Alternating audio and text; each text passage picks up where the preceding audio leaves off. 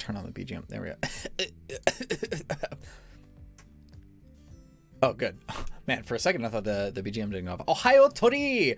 My name is Kage-BRO Ootori, or Ootori Kage-BRO, depending on which side of the ocean you happen to be on. But the other day, I looked at my YouTube analytics, and pretty much everybody is in the United States, so maybe that doesn't matter. And there's one of you from Kazakhstan, which honestly, I thought was just the League of Legends champion. Turns out, it's a real place. I didn't believe it. And with me is my older sibling, the highly anticipated by all one of you, Kage-BRO, my older brother. Say something. Hey. Yeah, that's me. I've been your brother for longer than I can remember. That's actually not true. That is just factually not true. Because you're the older sibling. Yeah, but I also have a memory of like 3 weeks, so. My brother is a cup. Yes, he has a memory of 3 weeks. He forgot how to exist as an individual. So this is the only way that he could exist. Damn, you weren't lying about the voice? Yeah, I told you guys. Wait, what kind of voice do I have? Dude, okay, I don't know if you remember this, all right? When I was in middle school, there was I was in theater, right? We were getting ready for that Cleopatra play. And I had to call you and ask you to bring something up to the stage. Mm-hmm. And I didn't really know what the item was, so I handed the phone off to this girl who was our stage manager, and she talked to you over what you needed to bring. And then afterwards, she handed me the phone, and she was like, "Oh my God, is your brother a supermodel?" And I was like, "What?" Wait, like, a supermodel voice? Yeah, and she was like, "His voice is so deep. Oh my. Is he hot or anything?" And I was like, "Oh, I don't. You should see for yourself." Turns out, no. I don't know. There was that one girl that you dated for what, 5 minutes? Yeah. Yeah. I got game. Yeah, dude. No. Basically, I was explaining that your voice is basically like mine, but just 10 decibels deeper. Oh. And that's just what it is. There you go. Speaking of, I vaguely remember hearing that you started playing the bass. Yeah, actually, I have a little electric bass right next to me. I'm not good at it. It's just kind of something to fiddle with. Are you at least? Do you know what chords are? I know of chords, and that's the reason I chose the bass instead of the guitar, because I can't play them. Well, that's okay. That means that you are a step above all of those musicians on the street corners of Houston, Texas. Oh, those famous Texas bassists. You can't go for anywhere in Houston without running into a bassist. Oh, man. Really, for me, it was just a bunch of guitarists. Like, you know, all the quote-unquote singers, songwriters. Maybe it's because I went to music school, right? And that's literally the place that they gather. So, I don't know. Maybe it's just my choice, but... the guitar's more portable, too. You don't need an amplifier. You're just singing on the street corner. Well, there are acoustic basses. Dad had one. I played it forever. Acoustic, isn't that like just those giant 3-man things that look like a... No. Well, that's just a stand-up bass. No, what the heck? Dad had a black acoustic bass, 4 strings. Okay. How have you not seen it? Look, there's a lot of things I don't remember. My God. No. Hold on. I'll go find a picture. I swear, as soon as you find it, you're going to be like, oh, yeah. That's exactly what you That sounds like something I would say. But yeah, so I play the bass. I'm not really good at it, but it's enjoyable in a way that other things aren't. And I don't know. It's I'm not going to say it's good exercise, but I always end up sweating after playing like 4 or 5 songs. So All right. Maybe it's just the effort of standing up and moving my fingers. Here you go. Okay. Didn't take me long to find. He has this exact instrument. That looks like a guitar. It's a... Oh, my God.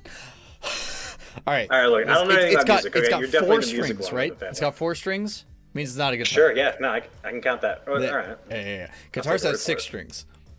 Well, not necessarily. You could have a 6-string bass, right? I guess you can have a 6-string bass. You don't have a 4-string. It doesn't even have that long of a neck. It has a really long neck. Okay. Hold on. We're going to do a comparison right now. Okay, fine. All right. This is important. Yeah, I'm not going to let my own sibling be this dumb. Look, you've always known more about music than me. Didn't you like play the dulcimer for a while? Okay, right. Just kidding, guys. None of this actually. No, I've already told that story. Okay. It's just. I don't even know what that is. Use that as an excuse because that's not fair. What? You also play like everything else. No. I'm right, and you're dumb because reasons. Great. Yeah. All right. So anyway, that's a guitar, and whatever. Oh my goodness. I can't believe you're actually this wrong. It looks like... Alright, whatever. Oh, God, it's it's fine. the same bass. No, it's not fine. It's not too late. It's never too late. Wow, I can't find a good image of a guitar. So how hard could this be? Imagine a guitar, and then that's it. Oh, but it has 4 strings, so apparently that makes it a bass. It makes it a bass. Also, the strings are thick. Alright, I'm sure, but it's the length of the neck. All right. Look at this guitar. Shut up and look at this guitar. See how much shorter the neck is? Oh my! Okay. All right. New topic. Okay, fine. Holy crap! I can't believe this.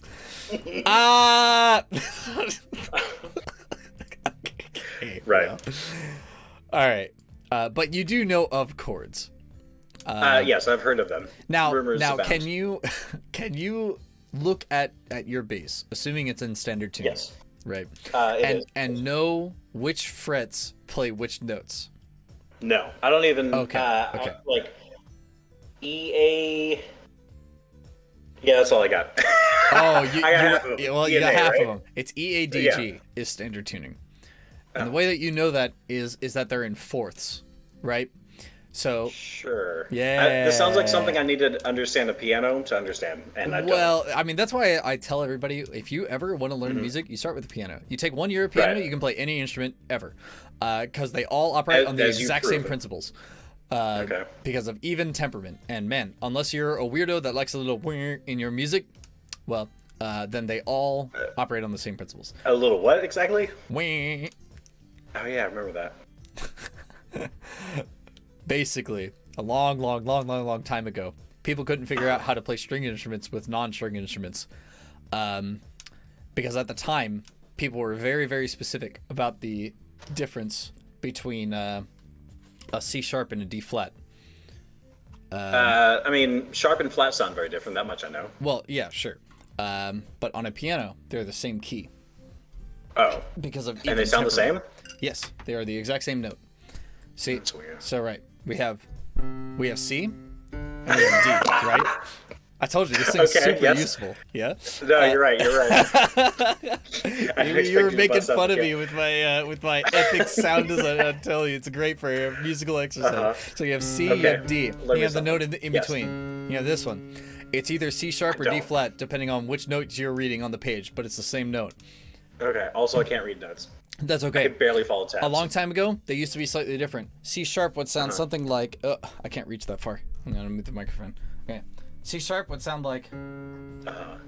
Something like that, and then D flat would be.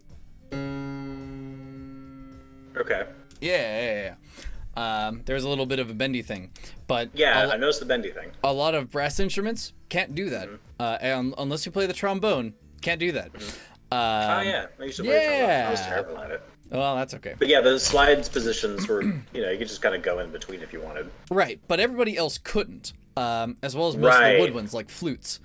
And so... Yeah, because you just had those binary, either the thing is open or closed. Right, and so what somebody decided to do is he took a piano and he detuned the entire thing, so that all of the notes would be a little closer together. And that meant... that you could now build flutes and trumpets to match that piano tuning. And they called it even temperament. Basically, the way that it works is that whenever you hear music, your brain says close enough when it comes to like harmonies and stuff. Even if they're actually playing the wrong notes. Right, because their brains are pattern matching machines. Close enough. And that's what makes that whir sound.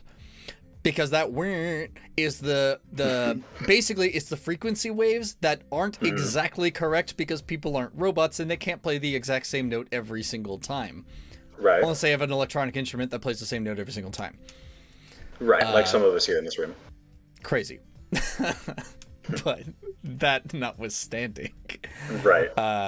Yeah. So there's actually a really funny YouTuber who doesn't upload anymore. His name is Julian Ciansolo or Ciansolo. I don't know. It's Italian. Easy for you to say. Pizza la pasta. Might as well be his last name. I'm not racist. But anyway,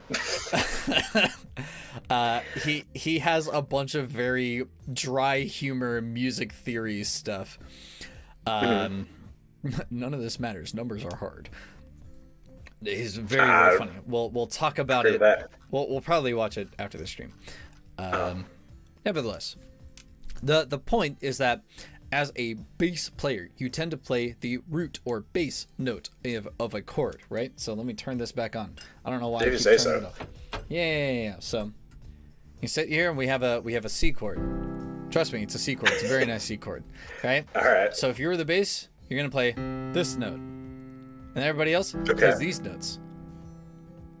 Yeah, makes sense. All right, this sounds similar, but I can notice that the second one was higher, and also there are two of them. Right. Things get complicated though when you start rearranging the notes, right? So things have already gotten complicated. Yeah, no, it's okay. It's a lot of fun, right? So then you have the F chord. Pretty straightforward stuff. You know, if you were playing the bass, you play this note, and then everybody else plays this note. But see, the F chord is related to the C chord in that they're in fourths, right? So I can play the C chord, and I can play the F chord. But wait, the lowest note is still this one. So wouldn't that be the wrong note? Well, are you playing jazz? If so, no, it's the right note. Every note is the right note in jazz.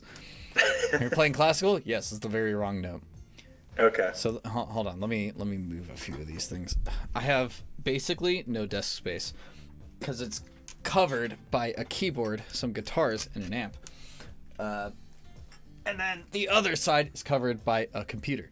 So yeah, we have these. I feel like Canada gets me. This is a lot, bro. No. It's okay.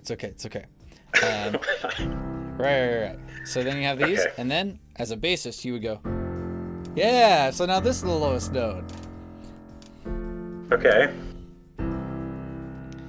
You can always tune lower. Like sometimes I'm playing metal songs and they like go all the way down to D, and you know my chords flapping all over the place. I actually it'd be this D.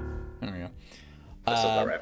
Yeah, it's a lot of fun because then you get songs that are like, oops. Nope. You get these real complicated chords.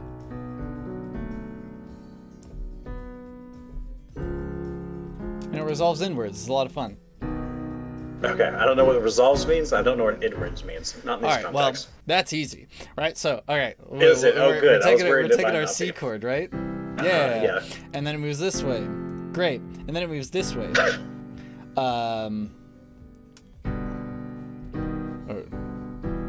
No? Oh, gosh. I forgot how to do it. Oh, this must be so embarrassing for you to not know something. It is embarrassing. No, it's like my whole identity. Well, anyhow, right. So you have the C chord, you go to the F, then you go to the G. Now, I was trying to do G7, but I'm not. Oh, close enough. And then to go back to the C chord. Oh, no, that wasn't right. What?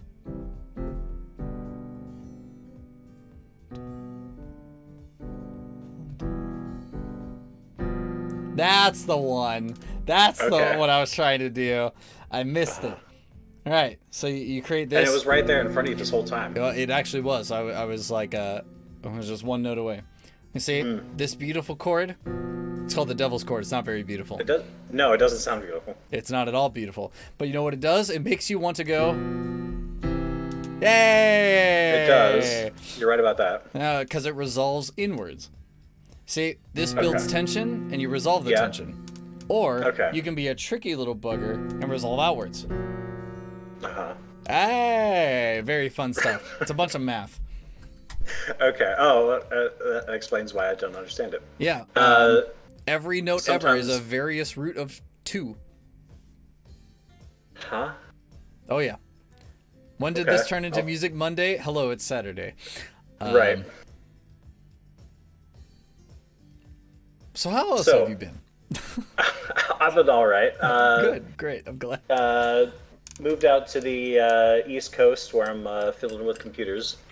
which is a stark contrast from what I used to do back in the South, which was fiddling with computers. Oh, so, I see. I know. So that's fun. There's occasionally math in there, and I'm always bad at it. Shame. But thankfully, it's not often. But one thing I can say about the East over the South is the weather's amazing. The weather is so cool up here. Is it? Well, I think we're in a similar... We can occasionally walk on your lakes, which sounds, I might say, too cold. What? Wait. Don't you have that lake up there that freezes over all the time? Oh, yeah. And then you're forced to put dynamite into tiny holes I in order thought to you survive the said winter. you can occasionally walk on your legs, and I was like, well, what is the alternative here? I'm a little lost. Your impressive handstanding skills have been flouted for years, so occasionally you walk on your legs. I just get confused every so often. Mostly top down for you. You sang my Jenga shield. Yeah. Oh, goodness Go back gracious. to the music for a bit. You've got feet way down below your knees. That's true. I do have a pair of those, but only one pair. I keep meaning to collect more, but... It's good to have a backup. You never know. Yeah. Although prosthetics these days are pretty great, right? I don't know, right? That just seems more expensive than it needs to be. I mean, people have legs everywhere, right? Why can't I just borrow one of those? That's true, and so many don't use them. There you go, I've got a standing desk right? right now, and I'm using my legs. I really like a standing desk. Oh, I couldn't find a standing desk like those at to fit all. the dimensions I wanted, so I just used a dresser. I absolutely hate standing desks. Oh, they're the best. No, they're the worst, because my knees lock up real easy. Yeah. And man, let me tell you, using the computer, jamming out, and then passing out, not fun. No, you don't. You don't want to lock your knees. That's bad. Yeah. Also, again, I'm surrounded by concrete. Passing out, real bad. The neighboring spiders might say, dinner. Delicious. Oh, yeah, But yeah, with the standing desk, you always need to get a mat to stand on. Something squishy for your feet. Otherwise, it won't mess up. I don't have carpets or mats or really anything like that. Yeah, a good mat's pretty expensive too. Like standing and walking desks are a pain to work on. I absolutely agree. Nope, they're the best. You guys are crazy. Well, what is the benefit? I don't know. Okay. I mean, look, I'm so convinced. just sitting all the time is no good, right? And standing all the time, also no good. Most people won't say that. But to alternate between the two, that's where it's at. Well, sure. Like, I can get alternating between the two, but, like, you know, for me, I sit down for X amount of hours, and then I get up and I walk around. And then I sit back down. For how long, though? X amount of hours or X amount of minutes? Well, that depends. I take mile-long walks nice. just about every other day. Nice. So, I need mean, to do that. yeah, you know, it can be X amount of hours. I definitely sit more than I stand. By a pretty long shot, but most modern people do, yeah. I spend, I guess I would say, like, if I were to time everything between sitting and standing, not including sleeping, so you have a walking desk and a sitting desk. No, I had that in my last job. Oh god, that sounds awful. Two different desks, two different computers. It was all right. My studio is in the basement. Two different window managers. And my studio is in the basement, and everything else in the house is upstairs. So, right. It makes sense for the basement to be the bottom of the place. Right. So I usually walk upstairs right into the kitchen, and then I eat something, and I stand while I eat, usually. All right, I'm with you there. And then... But that sounds messy. Well, not really. You just don't make a mess, forehead. It's just that easy. Well, I didn't think of it like that. Well, I mean, we have a lot of, like, soups and ramen and what have you. So, I mean, things that fit in bowls. And bowls are really easy not to spill in. Also, I'm with you there. Okay. Yeah. And so then I walk halfway downstairs, because halfway downstairs is a door that leads to the backyard. Well, not really a backyard. It leads to the garage, which is separated from the rest of the house. Right. It is colloquially called the backyard. Right. And so then I'll usually walk down towards the lake, which is about half a mile. Yeah. And is then it a nice lake? Picturesque. Dolphins splashing. Ooh. Thank goodness there's no dolphins. I'd beat up all of them. I hate dolphins. Really? Wait, what? Dolphins, how do you not like dolphins? Unironically, one of the worst creatures ever. Really? John Colton said the same thing. I just assumed he was joking. Oh no, they're horrific. They How killed so? that. Well, there are more annual dolphin deaths than shark deaths by almost double, because they purposely drown people if they think it's funny. They also definitely like sexually harass people. I have heard that, yeah. Yes. Dolphins, one of the only mammals that aren't humans that do the deed for fun, and they definitely like people. They will drown and violate them because it's funny. Dolphins, real mean. Yeah. Punch them all in the face. They deserve it. I'd rather deal with a shark than deal with a dolphin in every circumstance. Not me. Sharks are intimidating. Sharks are intimidating, but you know what? If he bites me, then I can say, yeah, I got bit by a shark, right? If I die I got drowned by a freaking dolphin, dude, never forgive myself. That's true. A shark tattoo, that's impressive, but a dolphin tattoo? Yeah, you're gonna get beat up at your club. Like, right. No, dolphins, literally, there's no redeeming quality about dolphins. But they're cute. No. Okay. Well, there goes that then. No. I was wrong. They're everything I hate about toddlers, but intelligent. Which toddlers ever drowned you? Who are you hanging out with? None of them. I just hate toddlers in general. Okay. And also dolphins for unrelated They're gross reasons? and annoying. And then dolphins are gross, annoying, and smart enough to know it. It's the worst. It's just the worst. How are they gross? I don't know. I think they're cute. Nah. All right. No. Like I get they're slimy because the water and the soft skin and whatever, but like punch them in their stupid looking faces. Gross? Whatever. So no dolphins, no toddlers. You don't like being drowned. I can get behind that. Yeah. Drowning is just like burning. It's right up there with ways I would never want to go. So here's a weird thing. I've probably never told anyone because it's never come up in conversation, but I had a lot of dreams about drowning, and they're mostly really unpleasant. Well, but there's one thing that's actually been beneficial from all the drowning dreams is that there's a rule in every one of the dreams. If I breathe slowly, then I don't drown. I can still breathe. And I found that if I apply the same logic whenever I'm choking, like I'm drinking something goes down the pipe. Yeah. If you breathe slowly, not a problem. If you just take your time and don't panic. So I found that all these times I die in my sleep, actually working out to keep me alive when I'm awake. Well, yeah, because the way that drowning actually kills you, right, is that your throat contracts and becomes real tight because it doesn't want anything else to get in and out, and you just choke to death. And suffocate. Yeah, and so breathing slowly, the way to go. No, I don't have any drowning dreams. So thank you, dolphins. No. Punch them, every single one of them. Birds too. I have less of a valid reason to punch birds. I just wanna, especially seagulls. You sound like a very violent person now. I am. Okay. Seagulls. Listen. When we were down Corpus Christi. Yeah. I was chilling underneath an umbrella. Eating family pack of Doritos because they're tasty. Yeah. Gotta love them Doritos. Yeah. And then I saw a pair of seagulls and I was like, oh yeah, I feed the birdie. Haha. And I fed one of them. And while I was looking at him, the other one took the whole bag. He just ran off with it. And I swore right then and there I would punch every seagull that I met. And have you followed through on that? No, because they keep flying. Cheating jerks. You're earthbound cretin. You can't reach them at all. Drowning in dreams can be a sign that at the time of the dream, you might be feeling overwhelmed. I could see that. That's definitely, I moved here about a year ago and started a new job then. And I was definitely feeling overwhelmed at work. But now I've pretty much got it taken care of, so that's cool. Yeah, when I moved up here, the dream that I had, and sometimes still have, but less so, is I would wake up and I was like the only human being that existed in the whole world. Yeah. Yeah, and it was like a really, really lucid dream. I would walk around the neighborhood and stuff, and just like, there would be cars that just stopped on the road. Like, kind of like the zombie apocalypse, only not everything is like crummy or shut down. It's just gone. Yeah, it's just as though everybody just stopped existing all at once. And I was like, wow. This sucks. I'd wake up, check my messages on Discord. Nobody. Everybody's offline. Everybody. In the dream? Yeah.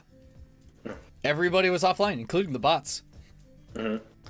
Oh, well, if the bots aren't talking, then you know it's bad. Well, yeah. See, I used to be able to like control my dreams to a point. I still kind of can. Basically, dude, those are the best. I never have. Well, I don't know.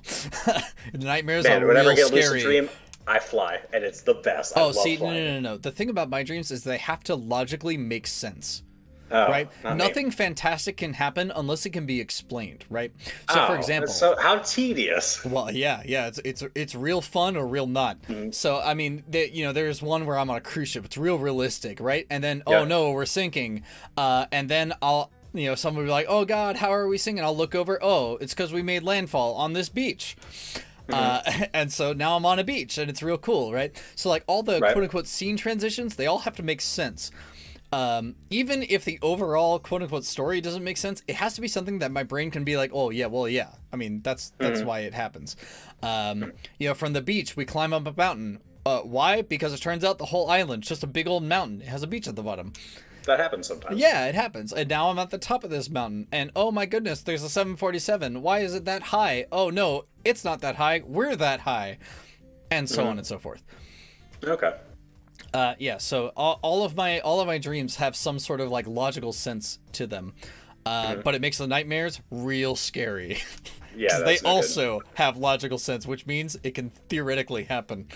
Yeah, those are the worst. I am still terrified of the dark. Really? Oh yeah, absolutely. If all the lights are out, I just close my eyes, and that's how I walk around. That seems counterintuitive because then it's even darker. You would think so, right? But see, the reason I'm afraid, right, is when my eyes are open, my brain says I should see things, and so when I don't see things, my eyes are open, bad, real bad. So now, is this an issue with blindness specifically, not necessarily the fear of the unknown?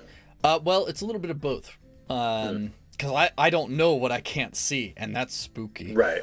I'm with you there. It's like my conditional fear of heights. Conditional on? On understanding. So when I'm in an aircraft and I look down, no bother. I cannot comprehend the distance between me and the ground. Because it's just too great. But when we went to the Grand Canyon, no problem. Up until I kicked a rock off of it, and then I watched it fall. And now I know how far it is, and ouchies. Yeah. I have a conditional fear of heights. No, that seems reasonable. Yeah. In fact, I imagine everyone feels the exact same way. Probably. If you can't understand it, that whatever. No, but if you know that a 34... It's why I would be A-okay bungee jumping once. Right? I fall down and oh no, and then I come back and then I can't do it again. I could never bungee jump. That sounds terrifying. Yeah, bungee jumping sounds terrible. Parachuting out of an aircraft sounds awful. Yeah, because I'd like to remain ignorant of how far 30,000 feet is. Yeah, and it's real nice. Yeah, I've never been in a plane crash. I never want to be. I imagine it would be a lot of just like I imagine it would take a long time to actually hit the ground because, like you said, 30,000 feet. Really, even if you drop like a stone in terminal velocity, basically like 10 minutes. Well, yeah, it's because 10's a lot of minutes. Well, to be in free fall. Okay. So first of all, you're going real fast, right?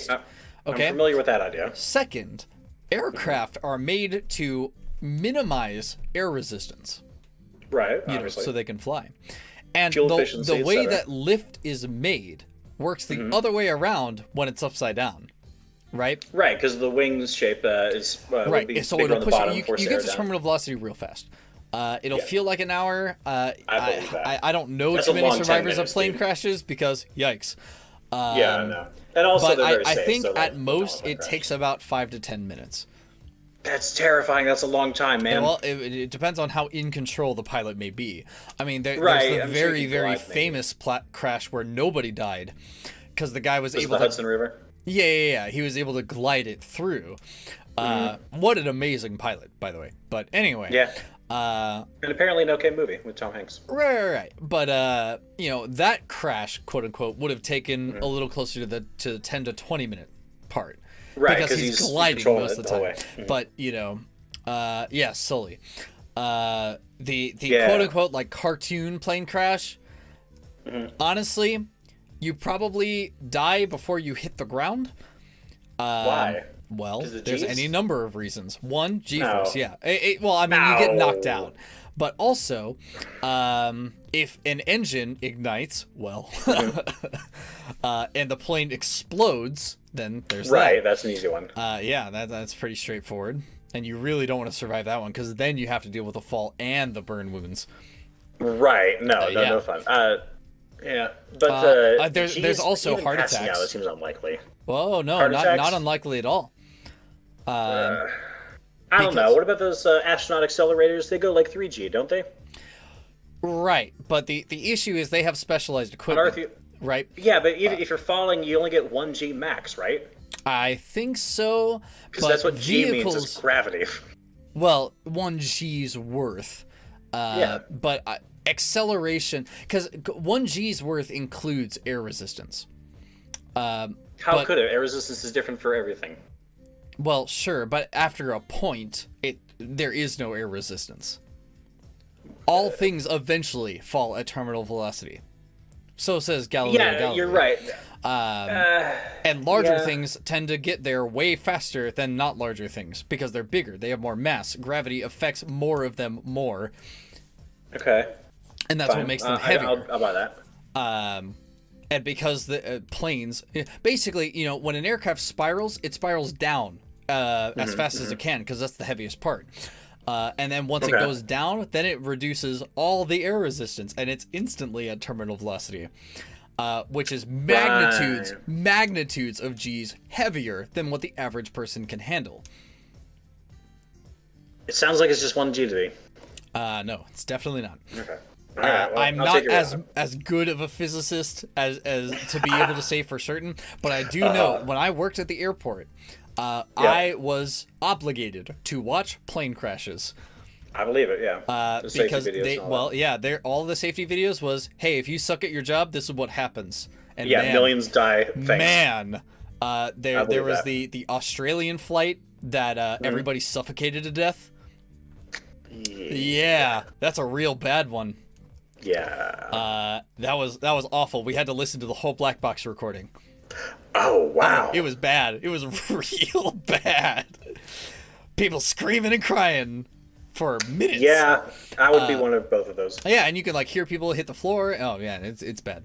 And then everything explodes. Yeah, real nasty.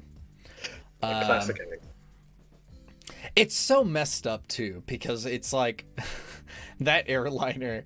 It's not actually their fault. It was the people at the airport that screwed it up. Basically, what happened? One of the people like you. This could be yeah, you. yeah. The people loading the cargo, they loaded dangerous cargo and didn't tell the pilot. That dangerous cargo happened to be oxygen canisters. Oh. And so, since the pilot didn't know, he flew above the air pressure rating, and Right. the cargo hold of small planes aren't actually sealed. Yeah, and so it ignited and started to suck all the oxygen out of the aircraft. To keep that flame alive. Yep. That's. Oh yeah, and everybody either choked to death or burned to death, and then exploded. Oh, wow. No survivors. Oh yeah, real. So did you ever do that? No. If I did, we wouldn't be here talking about it. That's man, a that's life in brutal. prison kind of ordeal. Is it though? Oh, yeah. I mean, Absolutely. it's certainly negligent. But Well, not it's criminal not. It's not just negligence. negligence, right? Because in that case, that's an international flight. That can be counted as terrorism, and Yeah. that's real bad. Yeah, no. Also, a war crime. So- What? No, you're not at war. well, no, but basically, it's like inhumane Yeah. treatment of humans. Or what are you doing, step Yes. VTuber? What the heck? What's up, Nikamimi? We're chilling. I'm talking about horrific ways to die on an aircraft, so I really hope none Yeah, of you are fun afraid times. of flight. It is still the safest way to travel. Yeah. So many people die every day in car crashes. It's crazy. They just man, never report it because I it's hate boring. cars. Because it happens. I hate Yeah, you everything should. about cars. They're the worst. And you know what? You Everyone- didn't help that. I'm a very bad driver. I know that. Yeah. The PT Cruiser didn't deserve it. Those weren't all my fault. The PT No, Cruiser. dude. Oh my goodness. Imagine okay. I'm sitting here, right? I'm at college, and mom calls me. Yep. She says, "Your idiot brother," when picking up his best friend for his best friend's birthday, just got into a car accident. And I was like, "Oh no, is he okay? Oh, he's fine. Oh, okay. That means he's gonna get in a lot of trouble." Yeah. Because you hit a guardrail while looking at a GPS in your own hometown. I'm not. Well, okay, so in defense of the GPS in my own hometown, I'm really, really forgetful, and I always use GPS everywhere. There's a brief time. You had two other people in the car. Have them read it. Yeah. Also, I'm not very clever. Oh no, it's not a. Oh god, it's not an option of being clever or not. Well, you got to think of smart things in order to do them, and mostly they just don't occur to me. There was a brief time where I had a driver's license, but GPS technology isn't where it is today, and that was a very bad time for me. Occasionally, I would drive, downtown, hanging out, doing bro stuff or whatever, and then not know how to get home. So the only option I had available to me was keep driving in one direction until I find a road that sounded familiar, and then turn onto that road. And it worked. It just took 3 times as long as it ought to have, because I have no memory of where I am or where I'm going. All right, the circumstance in which that is like acceptable to do is where you're driving to somewhere new, right? I've lived there for happily use maps. Yeah, and not just a year, a decade, more than a decade, several, right. many years, right? If you brought me back to mom and dad's house, I instantly know where I am, and I can go anywhere in town and in the city. Right. I can do one of those. Dad and I don't really get along, but of all the things I clearly remember, right? We're in the old truck, the one with the red velvet, like, lining. We traded it in on the way to Ohio. We were paying, because it broke down. Yeah. And then we got the current truck, but either way, Dad used to always look at us in our Game Boy Colors and be like, "Junior, pay attention to the road. You might be useful one day." Sure enough, after passing the same set of trees over and over and over again, you end up memorizing it. It takes 14 days of regular human activity to make a habit. Okay, well, I drove to work for multiple years and used a GPS every time.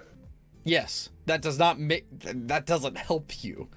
No, well, it helped me get to work. If you had driven there once, right, and then did it without the GPS, you would always know your way there. Nope. You would always know your... I guarantee it. Guarantee it. I don't know. Not I do know.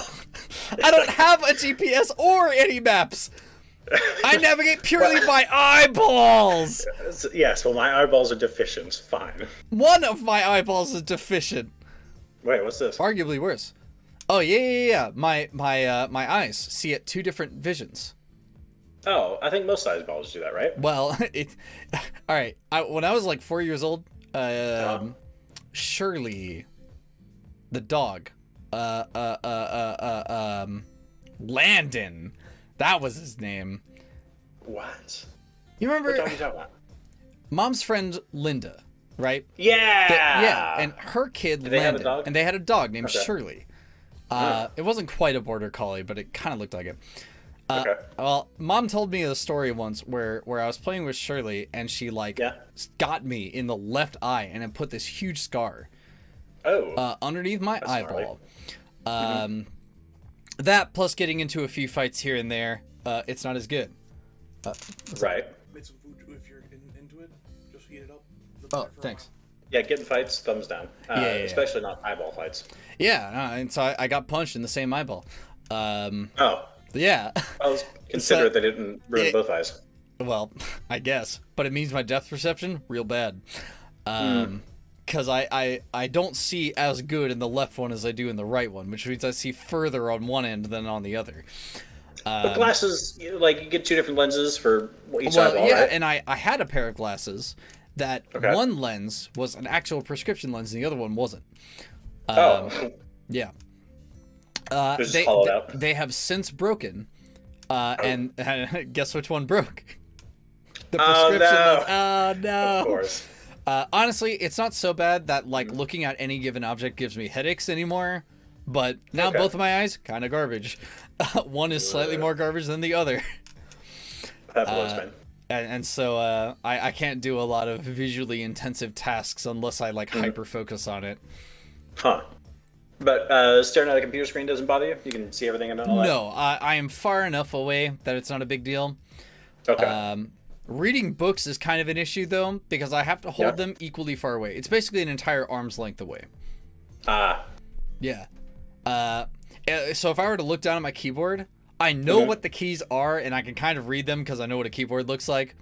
Right. But like, if I were to see a Pepsi can right next to it, I can't actually read the letters. I just know that they're there. Right. Well, the branding would presumably help with that. But you've been able to touch type for decades, though, so that's not a problem, right? Because I learned how to type, but I never learned how to write. That's fine. Who needs it? Well, apparently, very rarely lot of do people, I even pick up a pen. Oh, man. I don't... I failed so many standardized tests because they don't allow you to type. In fact, I failed almost every standardized test because I did not learn how to properly draw the alphabet until after I was in high school. Real nasty. That's not good. Yeah. And I had on to the plus do it. side, you don't actually need that in like day-to-day adult life. So like, well, whatever. I guess not, but it means that my handwriting still looks like it did, for a second grader. Dude, I'm the same way, man. I can't tell the difference between capitals and uncapitals. Lowercase. Uncapitals. Yep. Yeah, I type real fast. The dirty though. anti-capital fascist. Delicious. Oh wait, no, not delicious. What happened to you in kindergarten? Did they just kill you? No. When I was real young, I was playing with a dog. Dog scratched me real bad. And that hurt my eyeball. And then when I was in middle school, later, I got into fights because, well, of course I did. I'm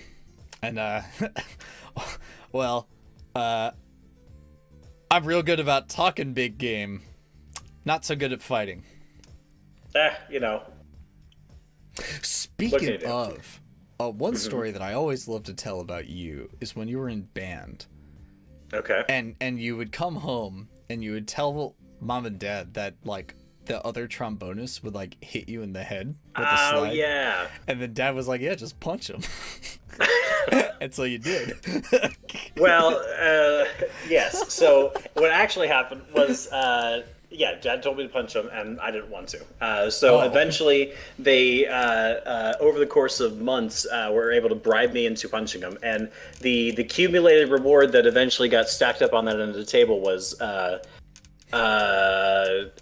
okay, so Nintendo 64s had a little RAM expansion slot in the front of them. Yeah. Wow, Gauntlet Legends. You could, exactly, Gauntlet Legends. You could play with a fourth player if you had more RAM, and Donkey Kong 64 was just, you couldn't even play it without extra RAM. So it was useful for a lot of different things. And so they eventually bribed me with that and a trip to, was it Six Flags? Some amusement park or whatever, and a few days off of school. So finally, with that cumulative incentives, I punched the guy in the face. So that was that. Man, and you got out of that way better than I thought you did. It was great, eventually, and so it all worked out. But yeah, I don't like punching people. I would rather avoid it if I could. Well, sure, right. That one makes sense. But man, maybe it's just me, but if dad told me, I punched that kid in the face, I don't need bribing. That is the bribe. Oh, okay. So, yeah, I would definitely... It's an excuse to get suspended. Yeah. Yep, so that's why we went to Six Flags that one time for a few. Amazing. Yeah, and then we also had that RAM expansion so we could play Gauntlet Legends for people. Wow. And let me tell you, that game, pretty great. Man. I will never not remember the cathedral. Yeah, and you started the level. Yeah, BFG, by shooting. And you shoot it straight down the center. Yeah, and for the next the next 10 minutes. Yeah, just death. The archer's superpower is unique in that it went forever, way off the level, and no one else's superpower did that. So yeah, you just started the level, shot down, and then gone. You just racked up 1,000 kills. Oh man, just way off screen. easy clap. Which is weird because, again, it didn't have enough RAM to play 4 players at one time, just on its own. So, like, how many resources did it have to load all those characters up and their health and their location and, collision detection or whatever? Like, all of those were loaded at the same time, way off the screen. It was a long level. Yeah.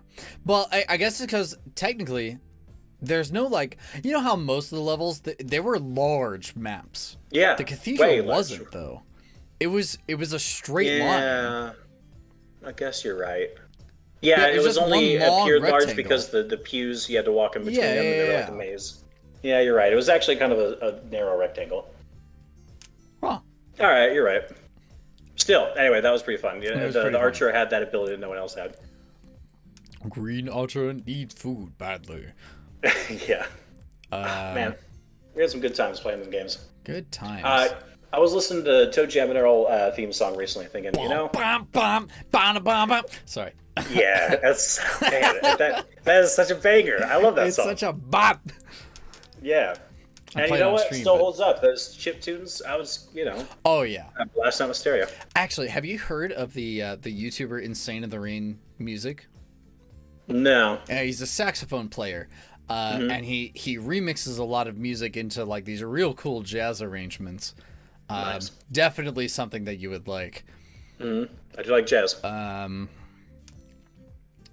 Actually, I recently heard of a funk fusion mix of the Green Hill Zone from Sonic. Oh, nice. Yeah, Sonic's got some great but music, all too. of the remixes were if that zone were a level in other games. So like Kirby's Dream Land, or it was real interesting. Interesting, because Yeah. they definitely different games have different like musical, not palettes, but like themes. Yeah. Kirby's Dream Land's all like fun and happy and tinkly winky or whatever. I've been getting more and more into Doom music, especially Doom Eternal. I guess I they can't think call of a it. single Doom song. Oh man, it's like basically take black metal and make it more legible. Another way to think about it is take the Command and Conquer Red Alert songs and make them heavier. Some of those are real nice songs. Most of them are kind of boring. Well, yeah, but man, that kind of music is like my freaking heart and soul, dude. Really? Because earlier you asked me what my favorite genre of music is, and it's really hard for me to come up with an answer because I like music to make me feel something, which sounds super depressing, but isn't actually what it sounds like. Basically, No, I know what you mean. Yeah. It's like I can't really get into music that's just kind of like good for no reason. So like Doom's music makes me want to kill somebody, or like speed down the highway. It's just like. Both of those are bad, but speeding down the highway, real fun. Okay. Or it's just like, if you put any kind of music to like killing demons, it's got to be that, right? It's adrenaline pumping. It's so loud and heart rending. It's like, yeah, kill them. It reminds me of certain Van Canto songs, like man, I love it. to sing a metal song, Yeah. Oh yeah, dude. Stuff like that makes me want to speed down the highway. Like, heck yeah, I'll get in a fight with somebody to that. Yeah. I also like a lot of anime music because man, it's real sad and real emotional. Makes me cry every time. Some of it. Oh well, yeah. I still remember the opening to the first season of Bleach. That song Asterisk. I don't really remember great. that one. You'd know it if you heard it. Probably, but I just generally remember Bleach as garbage. That good. It wasn't and that it good, went on but, forever. Dude, I have not seen half of these seasons, and I like Bleach, but yeah, it's so forever. I remember we got up to like 60, and then it was just like, nah. Yeah. So the band's called Orange Range, and the song's called Asterisk. It's the Bleach theme song, the opening song. Anyway, I love it. And that the band Orange Range has a few Japanese like rap songs, and they got one reggae song that's not very good. But I've been real into a series that recently stopped airing called Vivi. Never heard of it. Well, although it reminds me of Final Fantasy Black Mage. Oh, feels bad. Actually, Yeah, related, right? the HoloLive VTubers just got the okay from Square Enix to stream FF9, and so 2 of them have been. Yeah, Esther's a banger. And one of them, she decorated her model with Vivi's outfit. Nice. Hey, Lycos, what's up? But no, Vivi, the anime recently aired. It's a purely original series, so there's no like source material for it. If only Kage would be this week on PizzaCast instead of playing Leela. Listen, you guys talk so much about nothing, okay? And every time I intercede, you know what happens? You and Yuki both are like, bro, what is your problem? Calm down. And I'm like, all right, fine, I'll calm down. And then I get sleepy. Yeah, but no, you gotta be playing that Doom music. Because I eat pizza. And then I listen to you guys talk for like 2 hours about literally nothing and trying not to get tilted about it. Man, you have to cast shade on your co-host here. Literally nothing for a podcast. That's like Jupiter's an idiot. She deserves it. Whoa, harsh. No, she's big. Literally talking about what are you? Oh my god, no. I'm not gonna start with you. Okay. All right, someone's getting banned today. I have my own little weirdo to deal with right now. Hey. Actually, we're the same height though. I'm pretty sure. What are you talking about? I'm a cup of coffee. Yeah, I guess you got me there. I'm a tall drink, but not that big. Is only active keeping Jupiter's ears. Yeah, it's because our stupid radar ears look like dumb satellites when they're down. The stupid radar looks like dumb satellites. A+ compensation. Shut up. I didn't ask for your opinion. Cup of coffee. That's an anime title and a half. I can't believe my older brother is a cup of coffee. Oh, I hate titles like that. Oh, they're so funny. I like to make fun of them. Though. I mean, I get why it's named that way. It's because it's because the source material is named that way. Now, imagine how many manga artists there are in Japan or in general, and imagine how many of them get titles published, right? Right. So eventually run out. Eventually you run out. Yeah, and that's literally what it is. It's like one of the most popular series nowadays. That time I was reincarnated as a slime. Yeah, I've seen all of those episodes. Really? I'm kind of surprised. Yeah. Well, no, they started doing like these 5-minute little mini vignettes. I didn't watch yeah. But the full episodes I enjoyed. What is that called? Light novel or something, or it's alternate transport into another dimension or something. Isekai. Yeah. I'm super into that. Wow, I'm actually shocked because that's really? Also a series that I've been keeping up on. Yeah, it's pretty good. I don't know. I'm like always dubious about recommending anime to you because a lot of it has like fan service episodes, and man, Tensura or Slime definitely not immune to it. Yeah. And yeah, there's a lot of that. It really makes me mad because like Shuna, you know, the girl with pink hair, I really like her. I wish she was on screen literally ever. Wait, is that the demon lady? Yeah, she's got pink hair. Yeah. The whole carrying around under the that's just stupid. Well, yeah, I hate that. Yeah, that character, Shion, hate her guts. Because her only, it's like her only character trait is I have a huge wreck. Yeah, also so I'm stupid. dumb and bad at cooking. And it's like, God, just stop. Yeah. But the rest of the series is pretty good. Actually, the manga was even worse. I read that first, and I had to stop after they got into the dwarven town because it's just so much of it all the time with the elves or whatever. F that. So, but the anime is thankfully actually less fan service from what I found. All right, I'll go ahead and answer chat. Lycos, I will never ask my brother to watch that series. Literally ever.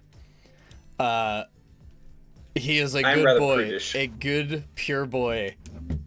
I cannot do that to him. Nah, I don't imagine I would enjoy whatever it is that is. No, absolutely not. What's up, Claire? It's actually just like straight up porn. There you go. So I have an opinion on that. Thumbs down. So there's an answer to that question. No, my older sibling is an actual saint and also a cup of coffee. I am a cup of coffee. I will not. He cannot be dirtied. Pure and black. I like Kage-BRO. He already seems like a cool dude. He is a cool dude. Redo of Healer, garbage. Right. Actual garbage anime. If you seriously like that series, Man, might taking shots at chat. you might get banned. All right, that one. Imagine porn, but worse. Okay. All right. That sounds worse. The whole show is about getting revenge. By It does sound unhealthy. Huh? That sounds like an unhealthy mindset. Oh well, it sure is. What's that turn of phrase before stepping out on a act of revenge? Dig two graves. Because Listen, you're going to be. you guys are not going to get my brother to watch Redo of Healer. I'm not going to watch Redo of Healer because it's just about rape. Oh no, that's not okay, that's guys. just Listen, what it's all about. Right. Let me talk to you guys. Rape's not good. Okay, don't enjoy it. Don't like that kind of thing. It's not doing you any favors. Have you seen Black Clover? Think of your brain. What? Black Clover? Black Clover. Have you watched any of that? Because I haven't. No, it doesn't sound familiar. Okay. Well, it's basically one of the most popular series of going on right now. It's not quite isekai, but sort of. Honestly, Claire, I tried Black Clover. I got through the first 5 episodes and I just couldn't stand it. Jobless Reincarnation. I think that is a series you would really like. We just have to skip 2 scenes. Okay, that's cool. I can do that. Basically, it's an isekai, but the main character is kind of someone who gave up on his life. And he was doing a lot of real bad stuff, and so he has a lot of those bad habits. And the whole show is about him. Pretty good, actually. Well, the things that he does pretty bad. But I mean, the show makes it a point to basically say, "Hey, this is bad. Don't do that." Okay. But it still shows it. No. So you'd have to skip a little bit here and there. Mm-hmm. But otherwise, very good show. It's very, very cool. Lots and lots and lots of world building. I do like world building. I think Jobless Reincarnation, one of the best isekai shows of all time. Again, some of the scenes, a little yikes.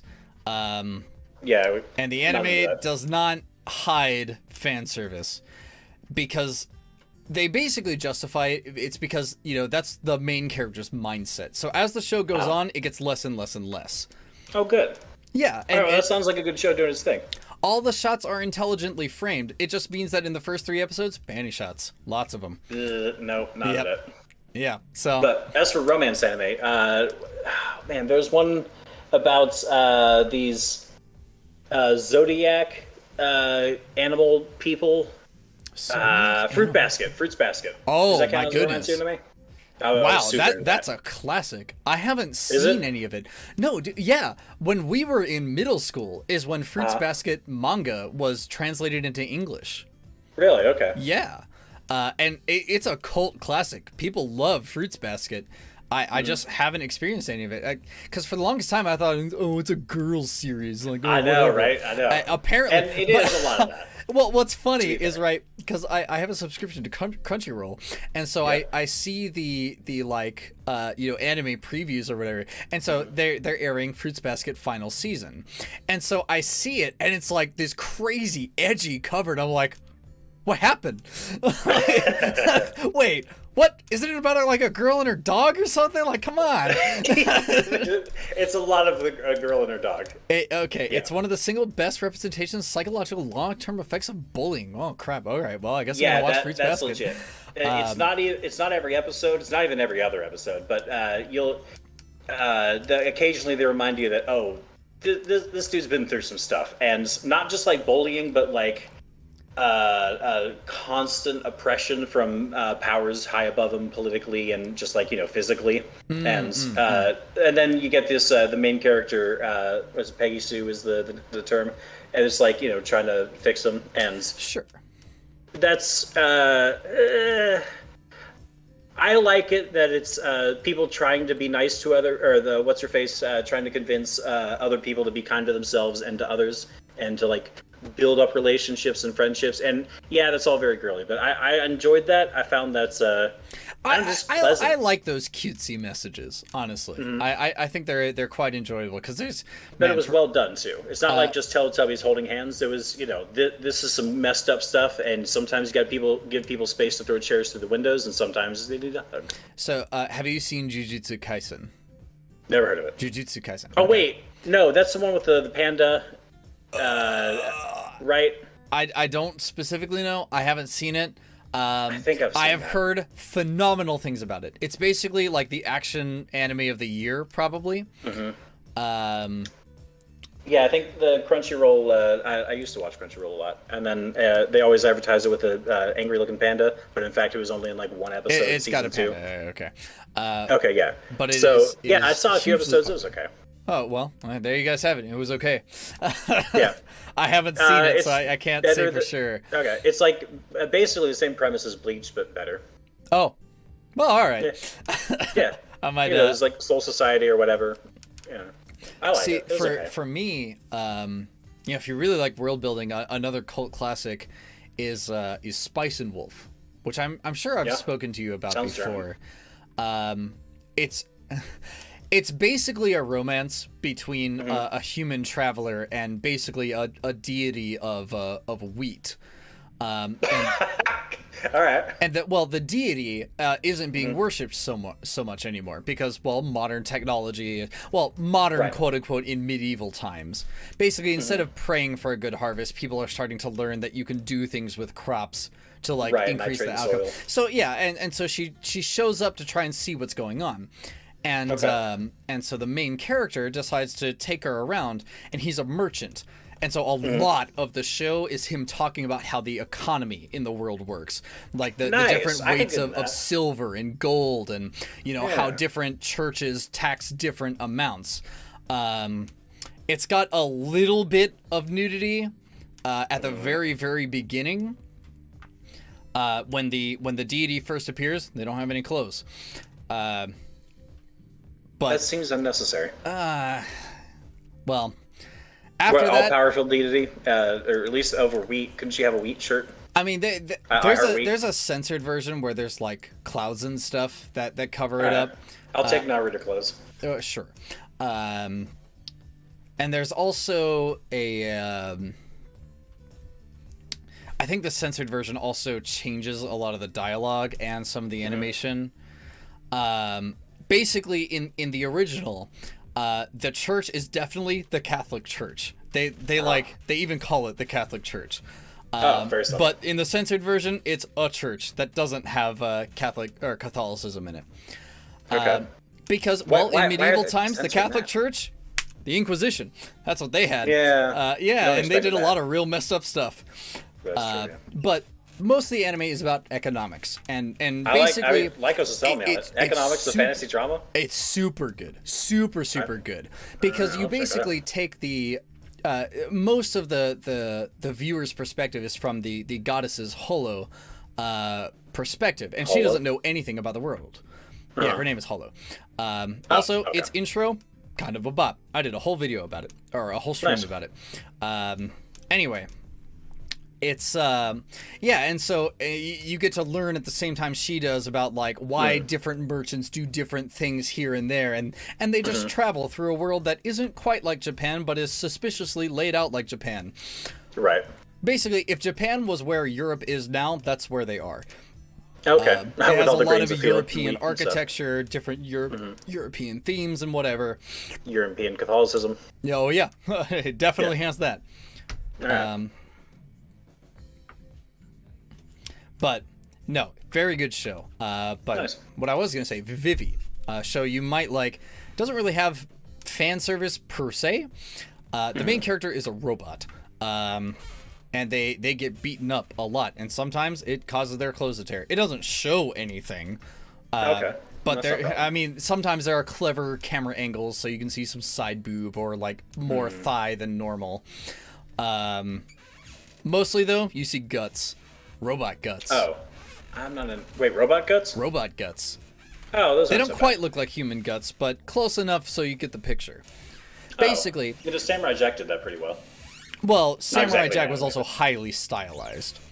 Man, that was a great style. Oh yeah, absolutely. It wasn't a bad thing, but Vivi is a little bit more conventional, you could say. Okay. It looks like any other anime except the people that did the Sakuga for it, which Sakuga is basically a term that means like the big epic part. It's basically the thing that you see in an anime, especially action series, where you're like, this is where all the budget went. Like Where when they start everything playing the becomes OP, real smooth, and- real detailed, especially in choreographed fight scenes. Those are I do Sakuga. love that. Yeah, well, a lot of people do. Vivi, Yeah. full of it. The same people Really? that did God of High School and Jujutsu Kaisen also did Vivi's fight scenes. I don't know if I ever saw God of High School. It definitely sounds familiar. Well, it's a battle anime. It's just one giant tournament arc. I'm told that the actual story is kind of garbage, but the fighting, so good. It's like totally worth it. That was my favorite part of One Punch Man. Excellent I fighting. do not like One Punch Man. Really? Why My not? issue with One Punch Man is it was funny the first time. It was all right the second time, third time. Yeah, all right. that's fair. They only have one joke. It's the one joke, and you know what? Yeah, It was funny once. that's fair. That's I fair. just could not handle it. But the fight scenes, they're so great though. Well, that's my issue, right? You know what makes fight scenes epic? Just Typically, because there's actual stakes rather well, than one yeah, punch. and it's just like, oh, I guess the stakes are he slept in, and so now he's late. Haha, very funny. Yeah. God of High School is best viewed through YouTube fight clips. Okay, that makes What does sense. that mean? Well, basically, Oh, instead just of watching ignore all the the other actual stuff. series, you can just watch all the good parts and you won't miss anything. You know, I could be into that. Mappa is the best studio currently. Hard disagree. Mappa What does that even mean? Studio Mappa is a producer. They like draw the series. Okay. I only know Studio Ghibli. Well, Studio Mappa does a number of series, including the incredibly cute Zombieland Saga, also a series that you should get into. Really? It's an I heard introduction to about that. idol anime. Oh, that sounds like something I would not enjoy. Well, you would think so, but it's very funny. I do think so. All right. Yeah, I but, saw that on Crunchyroll. They were trying to push it at me. And I thought, no. Get that's this not guy for me. started on Violet Evergarden? Maybe. How much do you like crying? Crying? Crying. I'm not super into it. Not super into it? All right, you'd love Violet Evergarden. Okay. Is it zero crying? Promise zero, no tears? Johnson? Lots of tears, many tears. Okay. All right. Well, maybe Extreme not then. tears. It's basically one of the best anime of all time. It sounds familiar. Is that the name of the character? Violet It is Evergarden? also it is the name of the character and the show. Wait, she's in World War II and like an infantry or something? Yeah, I've seen that. It's very sad. it's very sad. Yeah, she gets. Nah, I don't like people being abused or mistreated, and I feel like she got a lot of that. Well, she And sure I did did because war Yeah, sucks. no thanks. All right, yeah, I'm not into that. All right, none of that. Ah, dang.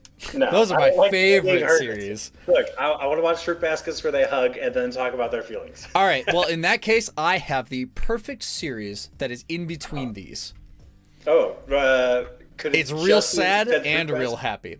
It's called Okay. A Place Further Than the Universe. Uh-huh. Sorry, I had to take a breath. Okay, it was very dramatic. Yeah, sorry. So, A Place Further Than the Universe is basically about this girl who decides that she is about to graduate high school, or she's getting up there, and she hasn't really done anything with her life. She's In just fairness, kind of, that's you know, most high schoolers. what? In fairness, that's like every high schooler. Though. Well, yeah. And so she's like, you know what? I want to do something fun. I want to do something interesting. I want to just make something of myself just once. Sure.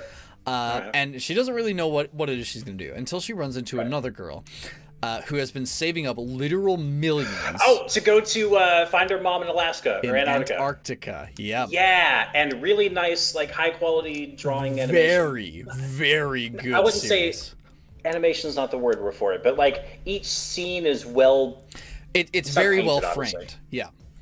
Yeah, and like really well drawn. Yes. Nothing happens though, which I found kind of boring, and stopped watching after a few episodes. That is a very poor choice. Really? Okay. Oh, yes. Yeah. I cannot Because nothing say happened. Like she anything. got a part-time job, but that was okay, I guess. You gotta watch the whole thing. You have to watch the whole Alright. thing. I will never forgive you. Oh boy, high stakes then. Things All very no seriously. It is one of the most beautiful stories ever. Life changing. Okay. Yeah. Not an exaggeration at all. Very much happened. Got it. Very much happened. You've got to watch it. Like, let me know, and I'll watch it with you. Right. Okay. We will sit on Discord. 3, 2, 1, go. We'll watch. Binge the whole series. I'll do it tonight if you want. Oh boy. Seriously, one of the best series I've ever seen in my whole life. Okay. Not as good as Recreators, but if this dude knows Giga Cut, it's high praise because, like I said, every episode I saw, like they were running around. Listen, like LA or you something? just it's all a framing device. It's a framing device, right? Okay. Because the whole point is that you have to get to know the characters, right? No, I'm with you there. Yeah. Right, and there's four main characters, and by the third episode, you've only met 2 of them. Yeah. Right. Right. So you got to meet the other 2. But just I can't. The problem is that a place further than the universe, it has. Its reveal is something that you can see coming, right? It is one thing that happens. However, the way that it is presented, the way that it works, it kind of does that thing. It basically, the reason that basically nothing happens throughout the whole series is that so much happens at the end. It kind of gives you that contrast of like, wow, they went through all this and now this happened. But that's a bad show, though. No, sir. You just have to see it. I can't say anything because if I do, I'll spoil it. Fine. All right. I don't want you to spoil it.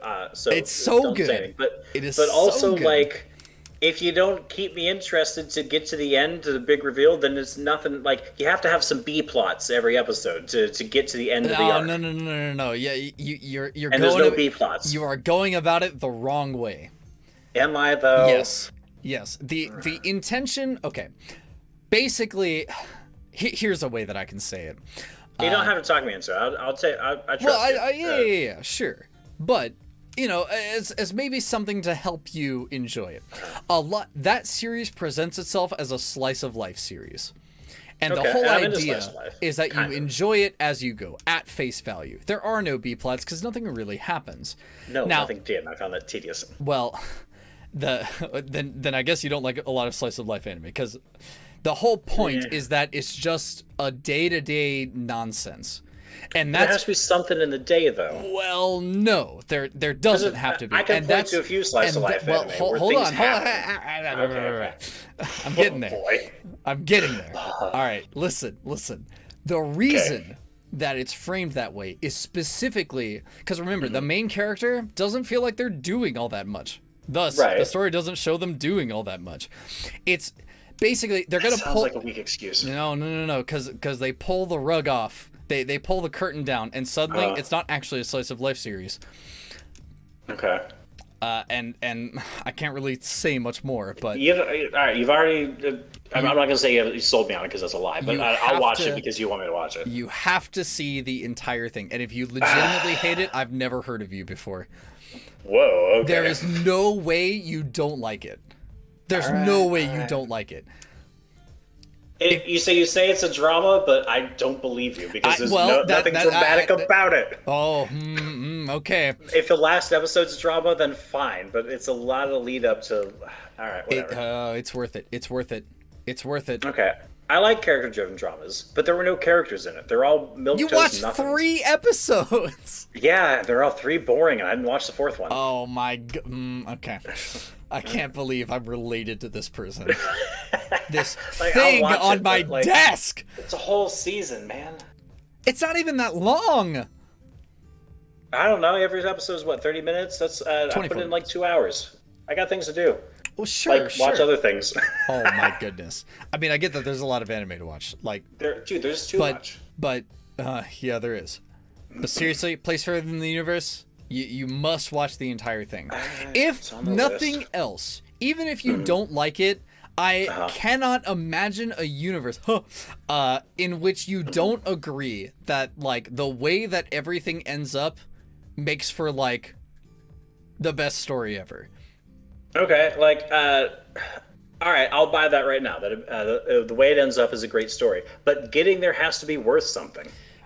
it can't just be payoff at the end. I cannot respond to this. All right, whatever. Lycos asked a question about the worst anime you ever watched, and for me, I would say that would be so. Hear me out. Sword Art Online is very popular to hate, but I wanted to like it so much. Everything, like, World of Warcraft with magic swords and stuff, and it's, character-driven drama. It just happens all the characters are boring and dumb and bad. But, like, everything about it I wanted to like, and it was so disappointing that it wasn't any good. And yet I watched every episode and every movie, or at least most of the movies, because I wanted to like it, and it's so close. But let me tell you guys, there's a YouTube channel called Something Witty Entertainment that does, what's it called? Redacted series, recovered series. Anyways, they chop it up with like a kind of slash and burn mentality, and just take replace all the voices and chop up the episodes into like half the length or whatever. And it's amazing. It's so good. It's well written. All the characters, SWE is they're just so beautiful. So Lycos is on board with me. SOA is my favorite anime. SOAA. The abridged. Abridged, that's what it's called. Is my favorite anime. No, you're right. You're right to hate them because they're all bad. Except they're all bad. Sword Art Online Abridged is my favorite anime, hands down, because I wanted to like Sword Art so much. It was, I just, it's that Isekai thing that I like. You're transported to another universe, locked in there. And it was such a great setup, and then they did nothing. And then the original author was just terrible, and all the dialogue is cringy and stilted, and the characters are nothing, and it's so bad. But yeah, dude. Did you ever watch Gun Gale Online? Yeah. The spin-off? I thought it was great. I was ready for it to be garbage because, see, I hate Sword Art Online.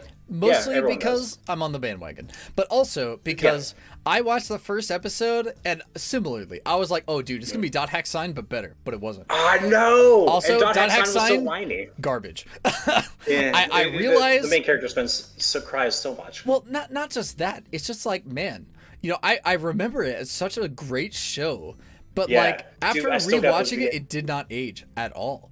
Like, no, I could not bring myself. However, one of my favorite YouTube artists, Lee, she does English anime covers, and she did one of wow, I can't remember the title. I can sing it for you.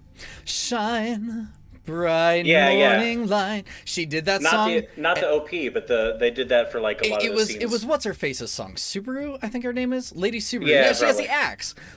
And the little wings. Yeah, no. That song is so good. It's great. And even the opening song is great. It brings me to Obsession. Yeah. That reminds me. Did you ever see Log Horizon? I did, and I didn't really like it. What? I know. That's unbelievable. You're right to think so, but because it's everything you'd think I want, right? Because it's a reasonably it's like well-written, character-driven. There's a lot of government and political intrigue. And not a crazy amount of fan service. And right. That part was weird. It's stuck in a video game, which I love, but it just didn't really do it for me. I think it was too much government. Oh man, I love that stuff. I really do. Because for me, a world doesn't feel alive unless it also moves. If it only moves wherever the main characters are, it kind of feels a little convoluted. Right? Because like if you imagine, if a big threatening, and this was I remember bringing this up when we were watching Recreators. One of my like biggest complaints with a lot of anime. Wait, we were watching Recreators? Yes, we watched it last year.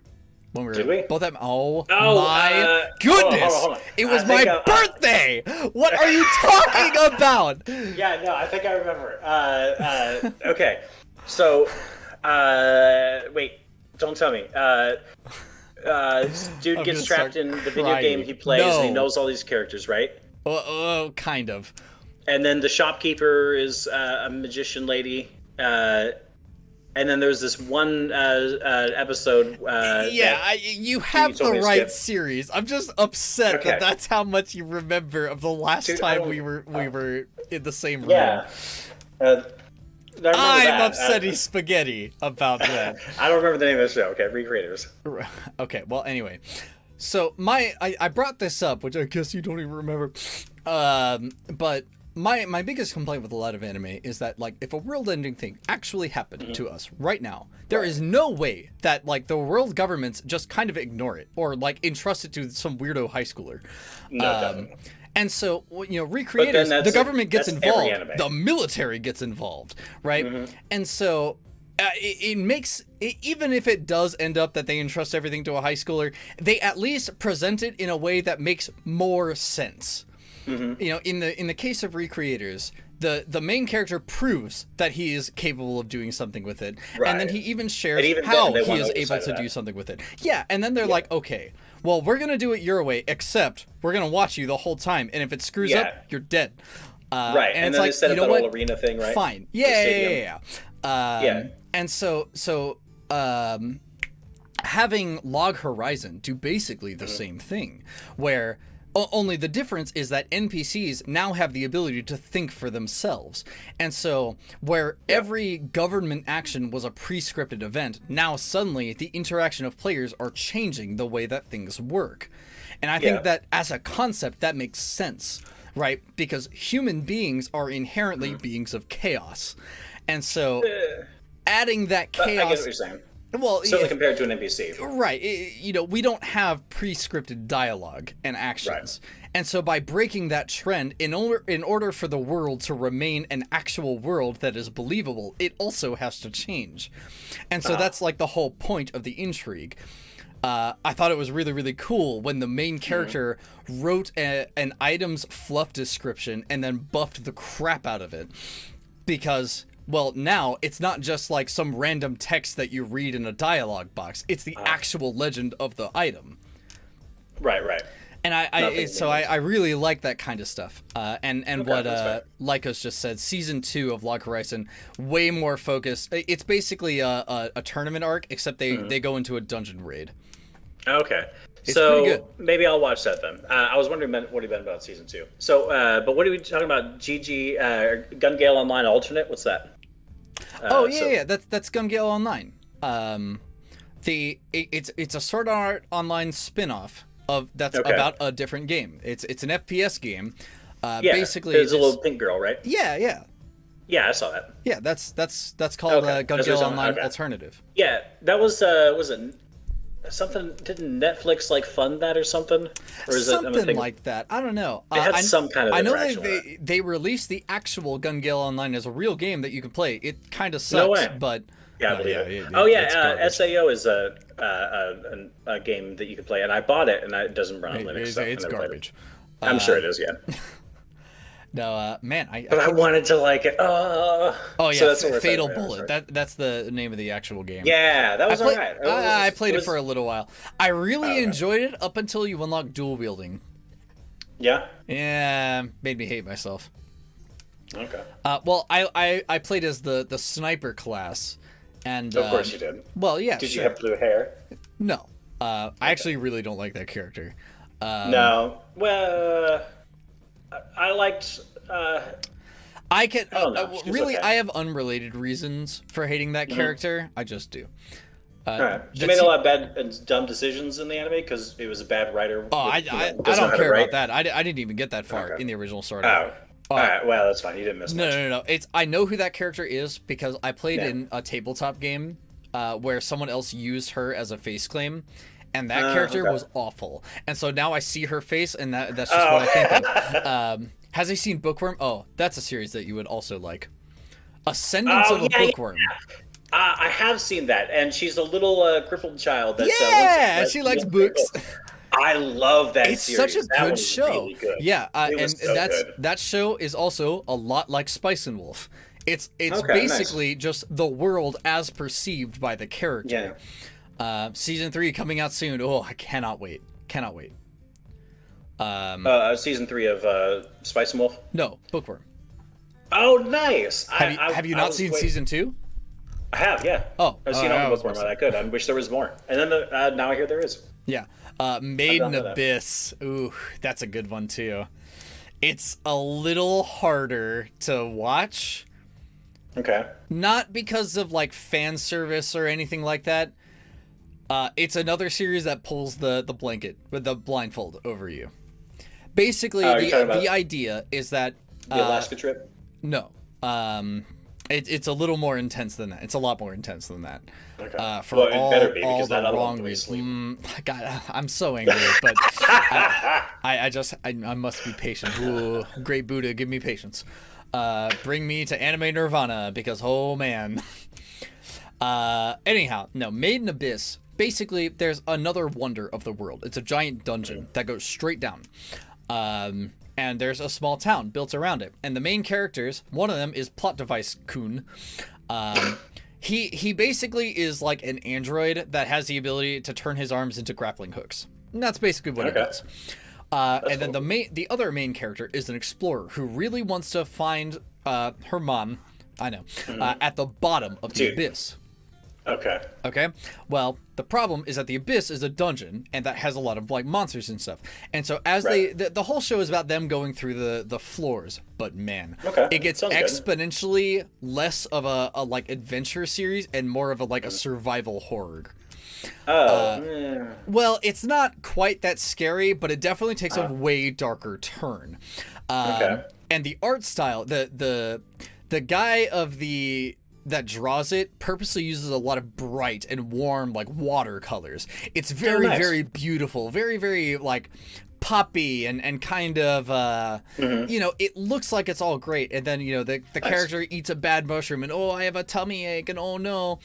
And then they go further down and she gets bit by something and she has to get her arm amputated. And they don't have medical equipment, so the dude, puts like a bamboo stick in her mouth, puts her arm next to a rock, and punches it until she breaks the bone. And it's nasty. I'm not watching that. Never ever. That's bad. No, well, you don't have to see it, but definitely the cromps. Nope, I don't want to hear it. I don't know yeah, it's bad. Nope. But at the end of the first season, they meet a character named Nanachi. Who's basically like a person that's been transformed by the abyss, because as it turns out, you can go down just fine. Going back up actually sucks the life force out of you. So it's real hard to come back. So they end up living with Nanachi for a little while. And man, there is a 2-episode special, one of which is a double feature. So it's actually an hour long. Right. So you get this hour and a half to meet Nanachi and kind of their whole deal. It's real sad. It's really depressing and so screwed up. Very good show though. It rightfully won Anime of the Year. Okay, it sounds high quality, but no thanks. Yeah, it doesn't sound like a series that you would really like, because it is kind of they all hug at the end, but man, getting to that point is so messed up. I actually remember I had a nightmare. The first actual monster they meet, it has the ability to mimic the cries of the thing that it last killed. Oh, so that's when you find out that was one of the main characters is dead or something? No. Basically, it's like, oh no, someone's in trouble, and they see someone getting like, it's basically like a corpse over a hill, and this giant bird with a ton of eyes is eating out of it. And then the bird turns to the characters with like some entrails hanging out, and it says, "Help me!" It's kind of and that's the first point where you're like, wait. This isn't very good. Happy fun times. And is it still all pastel watercolor? Oh yeah, absolutely. And the music distorts in this really disturbing way. Like that sounds really high quality. You've heard of Doki Doki Literature Club, I'm sure. I saw a whole playthrough and wish I didn't, because some things you can't unsee. Oh yeah, it's kind of the same idea. There's one part of that's really scary because it's really realistic. The rest of it's just goofy. Well, it's when you meet what's her face and you open up the door and then in her bedroom. No, that part. That's the shock value. But the worst part about that to me, the scene itself didn't bother me so much. It was the song.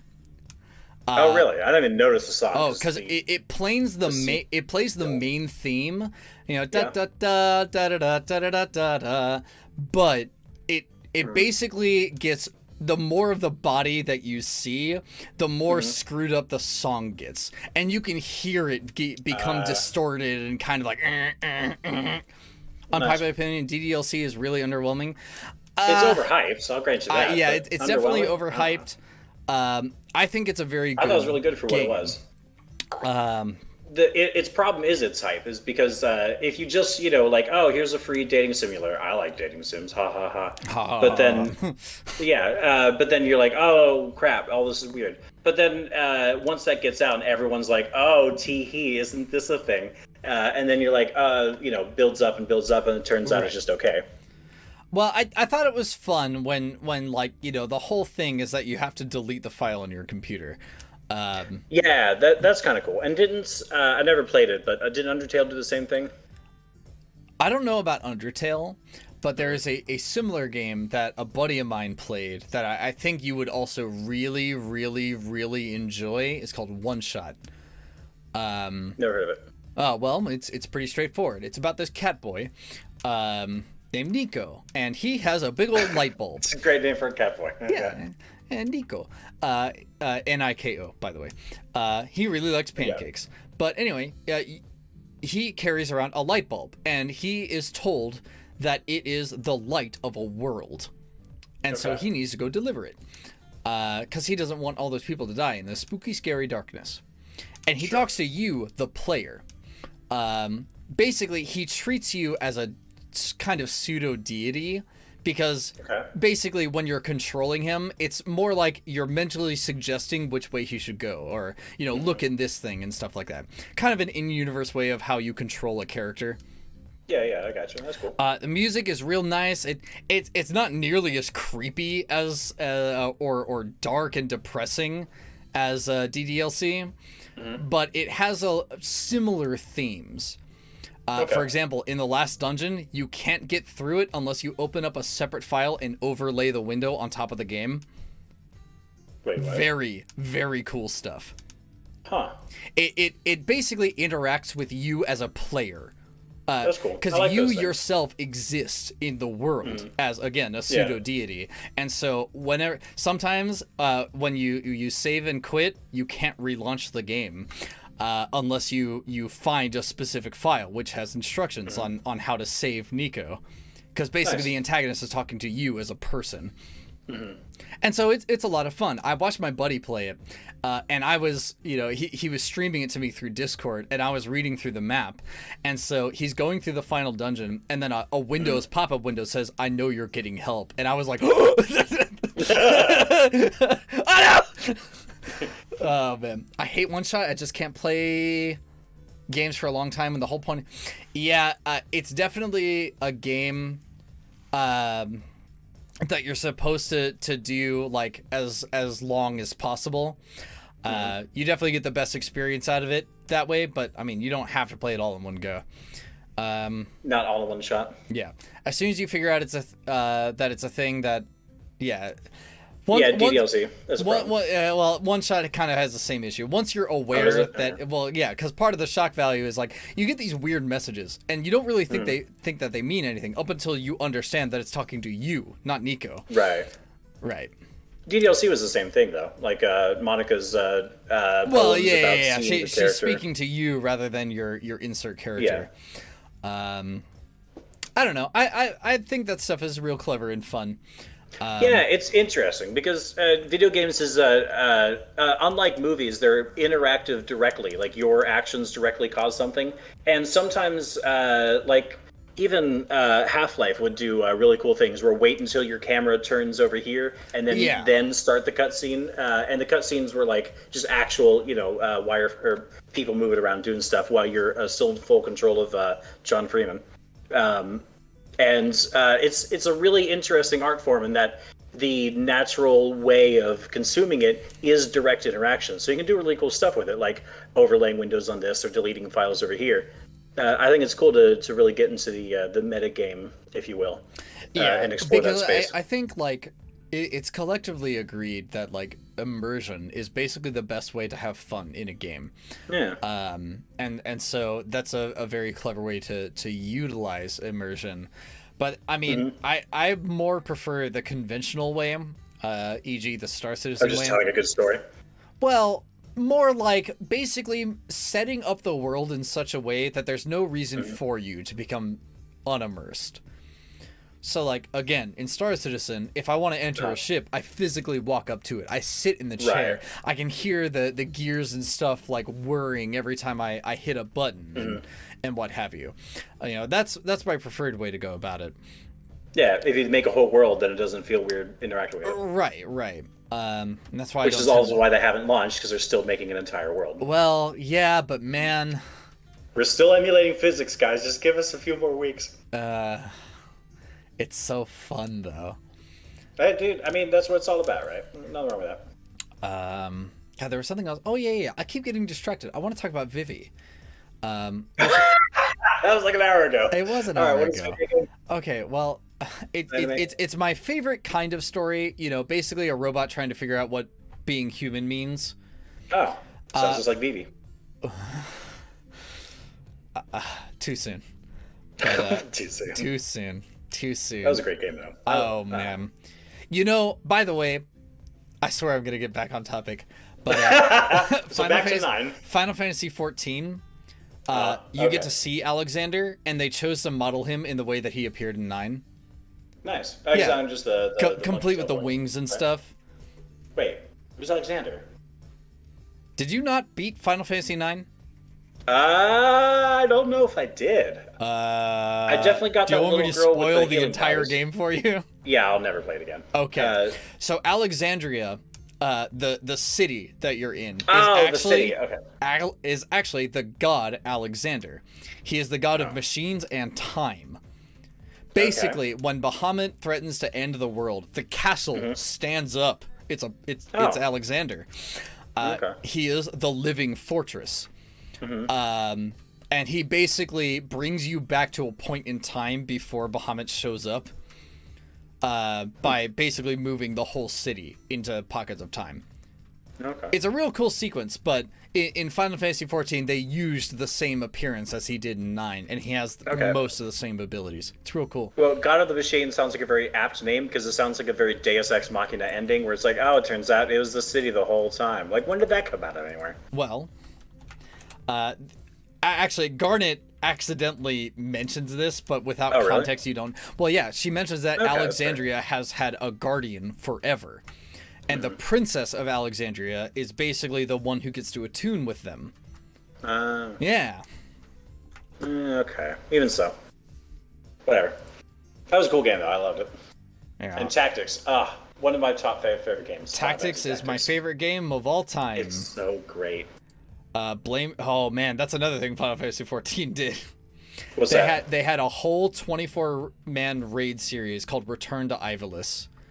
And the first is called the Royal City of Rabanastre, and the last boss is Algus. They actually modeled him in game, and then he the redhead, right? Well, yeah, he's the guy that hates Delita. Oh wait. In the very first chapter. Algus is the noble boy with the he's got the orange hair and like the jumpsuit. They modeled him in game, gave him like the most appropriate armor, and he looks at all the players of the raid, and he says, shoots like, a common girl in the chest. Oh, you see a memory of that. But basically, he has all the same quotes, and that's another thing they did for the whole raid series. You remember how every time you used a skill, there was a chance that your character would like say something? That was cool. They rewrote those to actually make sense. Oh, yeah? So, like, instead of life is short, berry, steady sword. Yeah. It was great. Oh god, it's oh no. I can't remember. Because you have to fight Agrius in the third raid. And she says, oh no, the currents of we succumb to the current of life. Oh man, god damn it, or gosh darn it, sorry. Well,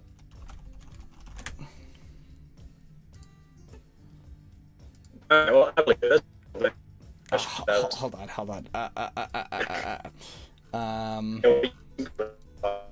Hey guys, Tactics is amazing. Oh no, you're exploding. Oh no. Oh no, he's dying. Brava. Oh, Brava. Brava. I just found it too. All right, well, while he's recovering, I'm pleased that all of you guys are enjoying this. I wasn't really sure what to make of this stream when I first had the idea for it. Oh, I'm back. Oh, welcome back. All right, so here it is. So for steady sword or stasis sword, it was so potato, guys. To the current of life we succumb, its judgment swift and final, its bite as cold as steel. Which is a very, very cool line. And they use all the original effects. Nice. Wait, so, like, you mean like the terrible particle effects? Well, I wouldn't say they were terrible. Dude, PS1, it wasn't that great, okay? But no. The mechanic hits you with the same, like, one-dimensional sprite. And then you had to fight TG Sid, who says the amazing line, I call out to the skies and tremble as the brilliance of 1,000 bolts blinds mine enemies and tears their flesh asunder. For lightning stab. That does sound pretty exciting. Oh yeah, and the third raid is the Orban Monastery. The very first level of tactics. You actually get to go see it. Nice. Rendered in 3D glory. And then you get to fight Mustadio. Excuse me, it was 3D in the PS1. Shut up. But no, and they play all original music. Nice. It was such a good the fantasy music has always been great. What is that dude? Nubatsu Uematsu, yeah.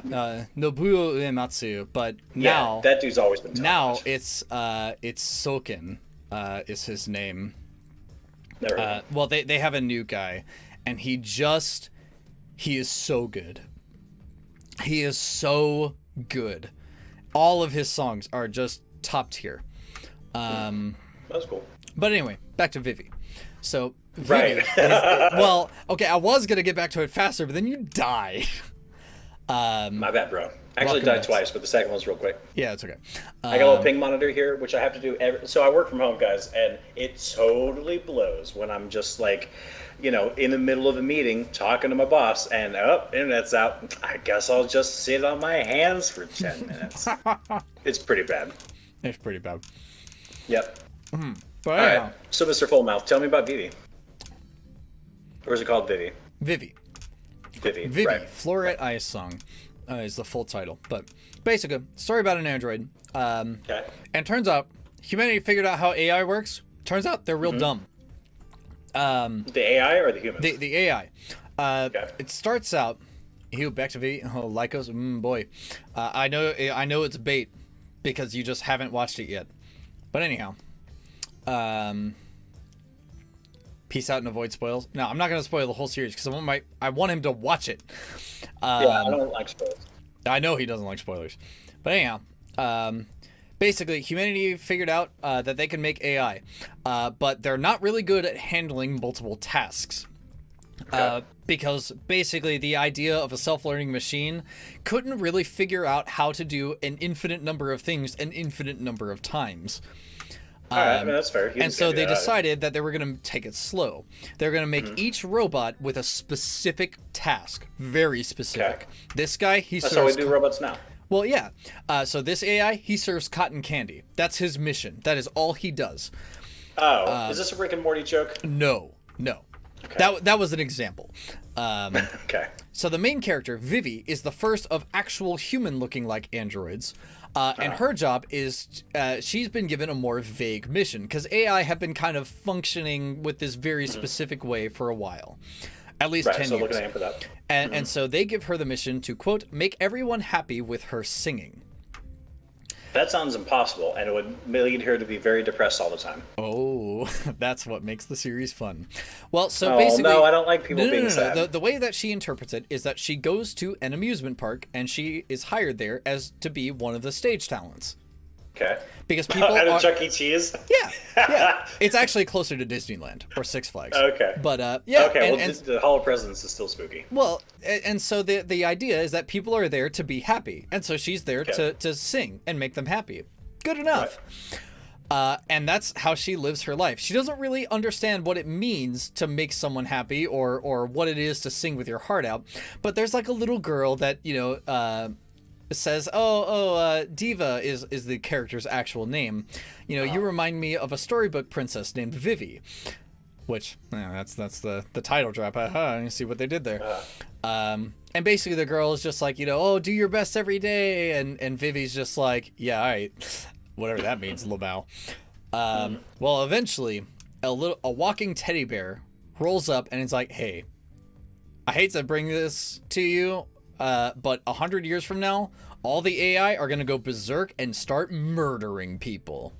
And you see a brief flashback or flash forward of that happening. Pretty messed up. You don't see gore or anything. It's kind of messed up. So is it more or less messed up than the Matrix animated? The animation. I would say less messed up. Okay, good. Not by a huge margin, but less messed up. Okay, well, but that's my threshold, because that was kind of messed up. That was kind of messed up. I mean, you basically see like these camera drones, they're taking pictures of people, and they're like real high in the sky, and then they turn red, and now they're missiles. Wait, who gave a camera a missile? That's no. The camera just kamikazes into somebody's head. Yeah, that could totally happen. Yeah. And just...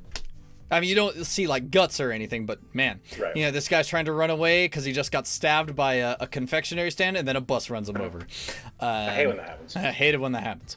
But, and so Vivi's like, yeah, okay, whatever. There's no way you could tell the future. And so, after a while, he ends up convincing her that, hey, listen, honestly, if it turns out that I'm right, then you fail your mission. So you might as well help me anyways. And she's like, yeah, okay, I guess. Wait, that doesn't stand up to reasoning. Yeah, it does. Because if I'm right, then you fail your mission, fine. But there's still the overwhelming, more likely scenario that he's not right, and in fact, teddy bears can't tell the future. Well, come on, girl. Sure, but Get your head in the game. If all she has to do is prevent somebody from being assassinated, well, sure, it's not that hard. And in the first place, there's not even a huge chance that the dude's going to be assassinated, as far as she knows. Okay. And so in the first episode, he's like, all right, if you don't believe me, be here at this time. And if he's not there, then I'm wrong. And you can just go back to what you're doing. She's like, yeah, okay, whatever. But it turns out Teddy Bear is actually the receptionist for this dude's company and knows where his schedule is. Well, this whole thing's been set up in the beginning. Not quite. Turns out he can't tell the future. For reasons that I can't explain. Okay. But the reason is all Teddy Bears can tell the future. Yeah, they're real dangerous. But anyhow, so she goes to deal with that, and the whole story is basically about her interacting with other humans and androids and kind of understanding what it is to be a human. And man, there are some crazy plot twists here and there. Also, as is the case with every anime that's about music, the soundtrack, baller. It's so good. It's so good. It's so good. And again, I guess I don't listen to anime music, or like even when I'm watching the show, because like you think the same thing would be this true of like Sound Euphonia, but I don't remember any of that music. I haven't seen Sound Euphonia. I'm told it's very good, but it's okay. Don't bother. Well, I don't know. That's kind of rough. I saw Your Lie in April. I got spoiled on it. Real sad. Oh, did you? Real sad. I loved that series up until I did. Yeah. Yikes. I don't think I've ever seen it. Yeah, you probably shouldn't. Okay. Done. It's not like messed up. It's just real depressing. Oh yeah, I'm not into that. Self-discovery at the cost of X and Y, and anyhow, fudge. I was gonna say. Oh yeah. All the songs in Vivi, including the opening and the ending, are in universe. Cool. There's a bunch of time skips in the show, and that's probably apparently 1,000 goes forward. Well, not 1,000, but sometimes it's like 3 years, sometimes it's 2 months. Okay. Not huge time skips because the whole story has to take place within 100 years. 100 years, sorry. And there's key events that the teddy bear points out that occur that Vivi needs to be there for. Present the assassination of and so since she sings at an amusement park, the opening theme is the song that she sings at the amusement park. And so it's the same song every time. That's cool. So, it's like a clever way to include the fact, I'm hearing the OP again because she's singing it again. Sometimes there's a different OP. All the endings are really good. And, man. A different OP, interesting. Sometimes. I think it only happens once or twice. Okay. But yeah, it's all, like, the animation is that she's singing it on stage. And so it's cool. really fun. Highly recommend you watch. That's another series that I would binge. What's that? Vivi. The Android? Yeah. Vivi? Okay. I definitely think you would like it. It's got, It sounds like I would. crazy amounts of action, character-driven drama, real good music, great characters. I can't remember any fan service. Good. Oh, that sounds great. Those are all those checkboxes I want. Check. Yeah. And man, the action, Yeah. dynamic, fast, powerful. Suicide cameras. Well, that's not really part of the Sakuga moments. No, they do this thing during combat that, like, whenever, like, the enemy, like, for example, if someone pulls out a switchblade, the camera zooms in on the switchblade, and it's so highly detailed. You can, like, see, like, the veins in their hands as it tenses up. You can see the shimmer of the blade. And it's like time slows down. It's almost like a Mortal Kombat fatality in the way that time slows down and the camera zooms in on what they're doing. Because That the sounds action kind of realistic. I mean, if someone pulled a switchblade at me, I imagine I'd focus in on that and time would slow down. and that's exactly it, because eventually Vivi gets a combat program that allows her to, like, think real fast. And again, it, like, zooms in on particular threats. Or there's a part where she's fighting someone and he grabs her long hair and she, like, stops and you can see her knee coming up towards his chest. And Nice. it's so good. It's just a good sequence. Everything is just cool. And that's is this on Crunchyroll? It's on Funimation. Oh, okay. Never been there. Well, again, I mean, I can basically, like, let you use my Funimation account and we can watch it. It's really good. It's really good. It does sound pretty good. Oh boy, all this anime though. You sure like talking about anime? I do. And warships. It's primarily, I mean, it's what I do when I'm not, like, gaming or streaming or working. Just watch anime. And I don't really play a lot of games. Just 3 of them. Yeah. Cool. I guess I play a little bit of World of Warships, but, you know, whatever. If you're into, like, comedy, like romance rom-coms, there's so few of them done well. well, there's one series called Suridure Children, or Surizuri Children, depending on how you pronounce it. It's basically about 4 different couples, and it's just, like, it's funny because it's, like, somewhat relatable content, and in other times very unrelatable content. Okay. It's just high schoolers being high schoolers, aka very, very awkward and very bad at communicating with each other, which creates shenanigans. Okay. Inability to communicate with other characters is too often a pivotal, like, not element of the plot, but, like, the entire thing focuses around this, and is a stupid idea, I think. Well, yeah, but that's not, like, every character's ordeal. Right. Okay, good. So, like, that's the deal with one couple. Another couple is, like, the dude is kind of like a jock, and the girl is a real shy, musician, and she gets intimidated by him, but he's just an idiot, and he doesn't. He's just not very smart, and so she'll drop hints like, "Oh, if you could." Not walk me home today. He's like, that's it. I might as well die. She hates my whole guts. Everything sucks. Everything's awful. And then he's, like, complaining about it. And then somebody else is like, did you ask her? Oh, no, I didn't. I should go do that. Oh, okay. Well, at least he resolves that quickly. Yeah. There's another couple where basically the guy is kind of like a doormat and the girl knows it. And so she words things in really, really bizarre ways to freak him out for basically no reason. Oh, that's messed up. Oh, I don't know. It's really funny. They're all, like, harmless pranks. Or okay. I think the most scathing one is he was taking a shower and his little sister is, like, dubious about this girlfriend. And so she picks Because she's manipulative and cruel to him? Well, manipulative, sure. I wouldn't say cruel. But either way, you know, little sister sends a text message trying to pretend to be her brother, and then the girl picks up on it real fast and starts to send really horrific things. Not actually horrific things, but things like, oh yeah, after what we did last night, it was crazy good. And this is like, Mom! Okay, that sounds pretty good. Big brother got somebody pregnant! And he's like in the bathroom, he's like, no! It's pretty funny.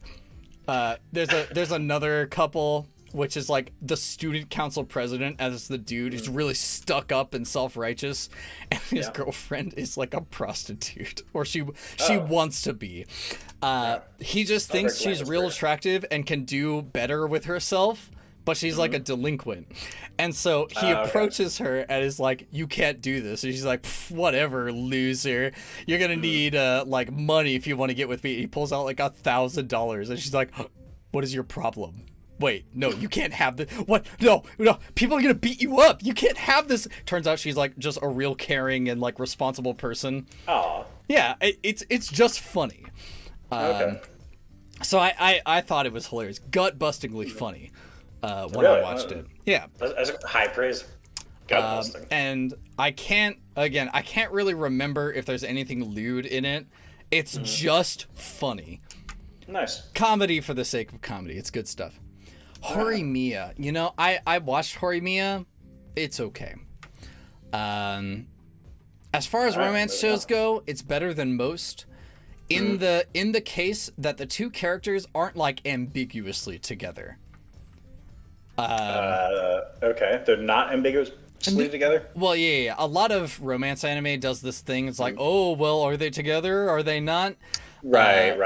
Heck, a lot of regular shows do that, just well, yeah, not necessarily it's anime. like fake suspense. Yeah, it's Horimiya is not one of these. The couple is like very obviously into each other. They kind of go through some more realistic things, and the side characters are pretty funny. In fact, I think the side characters are better than the main characters. And the whole show is about not judging people by their looks. That's cool. Because everybody thinks the main character is like a dweeb and a geek, but it turns out he just has really long hair and glasses because he has piercings and tattoos that he's trying to hide. We can take the piercings out, kid. Well, sure. But he's basically somebody who just likes to live their life free. Okay. He just doesn't like dealing with, you know, like, wow, is that a real tattoo? Or, oh my gosh, are you going to get in trouble for that? Or, you know, any of that. He's just chilling. That's why you do it Yakuza style and only into the sleeves. Well, that gets real hard when it's in the summer, right? And it's down your sleeve and you got to wear the summer uniform, which is real hot. Yeah.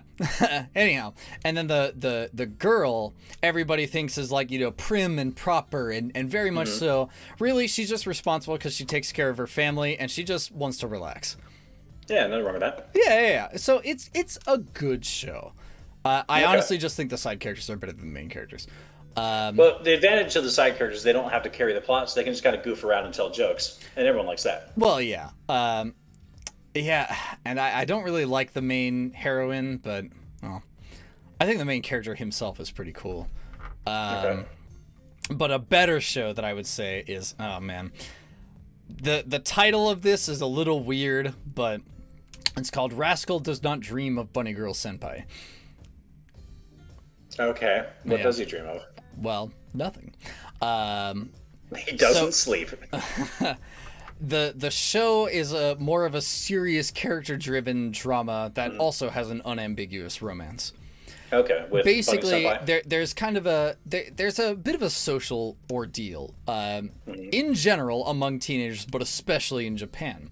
Have you ever heard the phrase "read the room"? Yeah. Okay. In Japan, it's a big deal. They have their own phrase for it that is almost literally read the atmosphere, but kuki no yonde. Essentially, the idea is that if you do too much to stand out, you're a bad person. Right, because you're causing trouble for others. Yeah. What is it? The nail that stands up gets hammered down? Yeah. As opposed in to this us, show, it's like an actual event. So the main heroine, Mai Sakurajima, she was a child actress, but getting into high school, she wanted to get out of the show business. And Right. she Because actually... every child actress would want to, yes. Right, and it's then she everything. disappeared. She just was invisible. Uh-huh. And so... She was good at reading the room? Well, no. It's because, like, everyone perceived her as an actress. And so now that she's no longer an actress, nobody thinks about her anymore, and thus invisible. And they use like some pseudo psychology science to like kind of explain it. They use actual psychology. There's another character that represents Laplace's daemon, and that's a spooky set of episodes. What? Laplace's daemon is a psychological circumstance that basically explains that there is a universe in which an event occurs in a very specific way.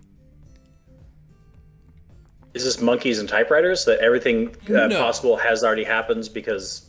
Well, no. possibilities? The monkeys and typewriters states that if you give a typewriter to a monkey and in eternity, he will eventually write all of Shakespeare's plays. Yeah, because if you just push all the buttons, eventually you'll randomly However, combine the actual legitimacy of that is questionable. Yeah, it turns out monkeys can't type. Well, they can, but they have to be taught. Right, but that's just a theoretical. Well, idea yeah. that You can't just if give you it do to any all of old the monkey. things- You can teach a monkey to type all of Shakespeare's plays, but you'd have to teach him. You'd have to show him the words and where they are on the typewriter. But the principle is, if you do everything infinitely, eventually you'll come up with. It's mostly chaos, but eventually, when you push all the combinations, one of them, the combinations is Shakespeare. Right, but Laplace's daemon states it's kind of the idea that for every action, there is an alternate universe in which another action took place. Oh, chaos theory. Sort of. Actually, Okay, let me just read it to you. Okay, I've never read what's it called? T-Rex stories books. Laplace's daemon. In the history of science, Laplace's daemon was a notable published articulation of causal determinism on a scientific basis by Pierre-Simon Laplace. Causal determinism. Okay, yeah. According to determinism, if someone, e.g. the daemon, that's what it is. If someone knows the precise location and momentum of every atom in the universe, their past and future variables, basically, if you can You can know everything. Yeah, if you can correctly understand the outcome of every event, you can predict the future. Know the future. And that's what Laplace's daemon makes is. sense. Yeah. Got it. And so Okay, the got it. character inflicted with Laplace's daemon basically has the ability to repeat days. Oh, okay. Yeah. And so that's the pseudoscience behind it. Okay, I'm actually reading a book right now. I'm enjoying a lot. It's a Groundhog Day, but it's a month long, and it's a lot of fun. Yeah. But anyhow, the main character ends up finding the bunny girl, which the reason she's called that is that the child actress, in an attempt to try and get people to look at her, wears a bunny outfit. Okay. And not like the cutesy ones. You know, like the Playboy ones.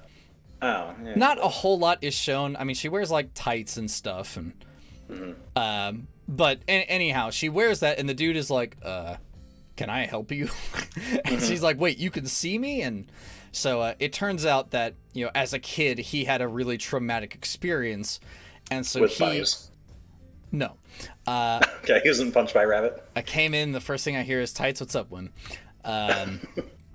Excellent. Yeah. No. Basically, he has the ability to see her because he understands how the whole adolescent syndrome, is what they call it, works. Okay. Because it affects him too. Everyone else around him thinks that he's a huge jerk for an event that wasn't actually his fault, but he can't really explain it that way, and he just gave up on trying to.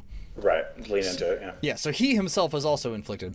And so he goes around and they become a couple, and then he meets a series of other characters who represent different parts of adolescence and how it like affects people. So this is like take a bunch of different adolescent psychopathological ideas and then personify them as characters. That's exactly what it is. How novel. Okay. And he goes around helping them. It's a very good show. That does sound pretty good. And the main character is not like a lot of anime main characters. This dude just doesn't care. He's chilling the most. He's not to say that he's a bad person, but he's not like, I'll fight for my friends. Right. There's a point where like this dude is harassing this girl, and he's like a punk, right? He's a guy that'll pick a fight. So the main character, punches him in the gut, and then he gets his butt kicked real bad because he's not that good at fighting. And then he says, oh, by the way, I stepped in cow poop on my way here, so all those kicks that I delivered, you might want to get your shirt washed. The guy's like, oh, are you serious? And then he runs off. And that's how he wins the fight. The Biff Tannen strategy. Yeah, sort of. But, he kind of has that sort of like, I don't take BS because I don't have to attitude. Okay. Which I really appreciate. I don't really like the whiny or overtly protagonist characters. Yeah, no one likes a whiner. There's a beach episode. There's a bit of fan service. Honestly, it's not that big of a deal. It's not like the show focuses in on it. And man, there are some points that are pretty freaking sad. Oh, yeah. Like the main character has a little sister, and the trauma that surrounds her, real messed up. Not like gory or anything, but it's kind of like a yikes. All right, yeah, that sounds no good. Oh no, you should watch it. Maybe. It's not. Again, the rest of it sounds interesting. It's not Animatrix. Traumatizing children. It's not Animatrix bad. Okay, good. It's just like, it's just kind of like an unfortunate thing. Oh, okay, that doesn't sound so bad. I swear nobody likes whiny wussy, yet they keep making them. Well, yeah, it's true. Yeah. What can I was watching this. Was it actually combination Isekai and also time loop about some dude that has to go through the loop a certain way, and he's able to progress. And he was so whiny the whole time. Like even when things were working out, and it turned me cold to the whole thing, so I stopped watching it. It was just. I don't know. Like, part of it was understandable. Like, he would cry when he was upset and frustrated, and like, a time loop would probably be very frustrating. But like, did it happen to be erased? Huh?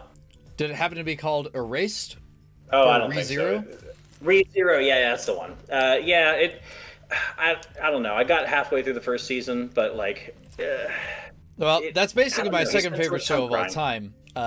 What's that? It's my second favorite show of all time. ReZero, really? Yeah, oh yeah, and it's one of the most popular. It's probably the most popular series, nearly. Yeah, it's but good. Like, all right, so when like the little maids would attack him with their giant maces, he was like, "But I thought we were friends. Why are you hitting me and stuff?" Like, I don't know. On one hand, I can get why that would be frustrating, and who likes dying is probably very painful. But on the other hand, like. I don't know. Stop crying and like start running because they're trying to kill you. ReZero is in it for the long game. The whole I couldn't make it. Well, sure, and that's fine. I won't stand here and say that you're just uncultured. I kind of get it, but the reason that I liked it so much, especially that particular arc, is that the hard lesson that ReZero ends up teaching is that Subaru, the main character, is the kind of character that thinks he's done all that he can. And just blames all of his circumstances on the rest of the world. There's actually a really, really hard episode to watch, not because it's like emotional or anything, it's real cringy. Basically, there's a lot of those I found. Well, sure. But there's a specific episode where he starts complaining to the main heroine, Amelia, that she just doesn't understand how much he actually does for her, which is technically true. But he basically tries to use it as a reason of why she should be more grateful to him. Yeah, that's not cool, bro. Well, yeah, not at all. But the voice actor definitely does a great job really delivering like how pathetic it really is. Yeah. And then he gets comeuppance, and he figures out the real hard way that it's not the world's fault, it's his. And that really, he's only putting in the bare minimum effort and just saying that should be good enough. Was he though? I mean, when he was working as like a butler or whatever, he was really, whipping his tail. Yeah, on but that one. that's just an excuse, right? I mean, people who hyper focus on something and say, "Wow, look how good I am! Look how good I am." They're not doing it for their own sake to actually be a better person. Yeah. It's basically just doing it for the status. And that's exactly why the maids go to kill him. Because they're like, wow, this dude, hella suspicious. Who just comes in and just does everything unfailingly. But no, they're especially in the most recent season of ReZero, there's a point where he gets to talk to a specific set of characters. I really can't spoil it, but because I would really hope that you would be able to watch it. If not, then well, it is what it is. But I especially don't want to spoil it for anyone who hasn't seen it on stream. Right. No spoilers. Basically, he gets to talk to a pair of characters and gets closure on events that he never thought he would ever be able to, and he breaks down so hard. He like gets it, all the time of whining and complaining doesn't mean anything.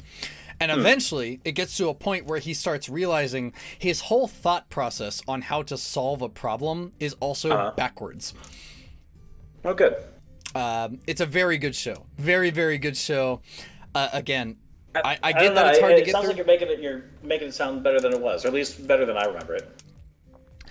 A lot of it you just kind of have to take at face value. And the show definitely goes out of its way to make him seem real pathetic, because there are a lot of people like that. I mean, these are the kind of people that, they go to college and then they work a minimum wage job and they don't do anything else, and they're just like, why does the world hate me? I did everything right. Well, you went through the motions, but it's the whole... Yeah, if you only talk about the best parts, ReZero is pretty good. Well, since he already watched the worst part, I don't really know what else I would be talking about. Oh, he's dead. So while he's dying, yeah,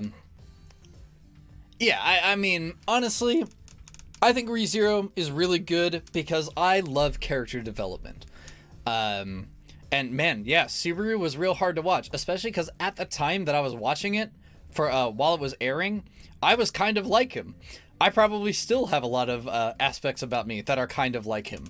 The whole idea of being complacent because, like, oh no, I've done everything I could, and I'm following my dreams, but it's too hard, and it shouldn't be this hard, and I didn't do anything to deserve it, and everybody should just understand how hard I've worked. And the reality, nobody cares, right? We all exist in a world that we have to share with everyone else. And sometimes that really sucks. But the whole concept of internalizing your own pain and deciding that nobody else has it as bad as you do is like, it's so stupid. But that's kind of the character that he was. And man, that's fair. A character arc has to start somewhere, I guess. Right. I was never able to relate to him like at all, which probably, yeah, Wim, I get that. You're too much of a giga chad or whatever, to be part of yourself with petty squabbles. But when I think about, how to say it, when I think about how I acted when I was still at my parents' house, I see a lot of myself in Subaru's early things, because man, I complained about a lot of stuff. I blamed a lot of things on people who didn't actually deserve it, but at the time, hindsight 2020, I could have tried harder in school. I could have done better in college. I didn't, right? And because I didn't do so well, the consequences played out, and you know what happened? I got pooped on by existence because I didn't really try that hard. And then when I got pooped on by existence, I was like, wah, how did this happen? I went to school just like they said. I had a job. I had everything laid out for me. How could this happen? Life sucks. And I got real upsetty about it. And picked fights with people that didn't really deserve to have fights picked with them, but man, it was convenient at the time. And so watching ReZero has definitely, especially when I see how pathetic it is, and I sit there and I stew on pathetic. it. Oh yeah, it gets even worse. Wait, did the show gets even more pathetic? Well, based on where you are, it gets worse, and then it gets really, really good. Oh, okay. Yeah, because well, like I said, there's a point where he just starts complaining about life itself, and he doesn't understand why everything bad happens to him. Not as bad. Well, sure, and you're not supposed to be. The show doesn't try at all to make you want to sympathize with him. In fact, it's always funny to me because I read through the episode's comments and everybody's like, wow, what a jerk. Like, who actually acts like this? This is so unrealistic. In the reality, a lot of people are like that. That's true. And yeah, it's crappy to see. And I definitely get the understanding, because Wim and I have had talks about this, that it's just not really a good excuse. Obviously you want to make an anime that's fun to watch. But right. I think for me, watching him develop into who he is now compared to how he was, that difference and like the way that he got there just feels good. It makes me want to root for him. Okay, I can feel that. Finish the last of my pizza. Oh. Dude, that's a different podcast. You can't eat that stuff here.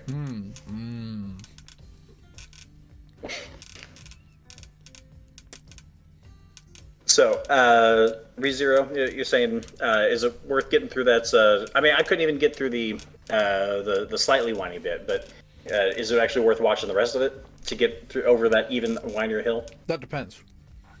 I mean, does anything else in the series interest you? No. The time loop thing is kind of interesting. I like the Isekai shows, but then it doesn't really focus on that at all. That might as well not even be a thing. Right. Because the reality is the character becomes really, really good. But if you have nothing else to really look forward to, which obviously you can't know what you don't know.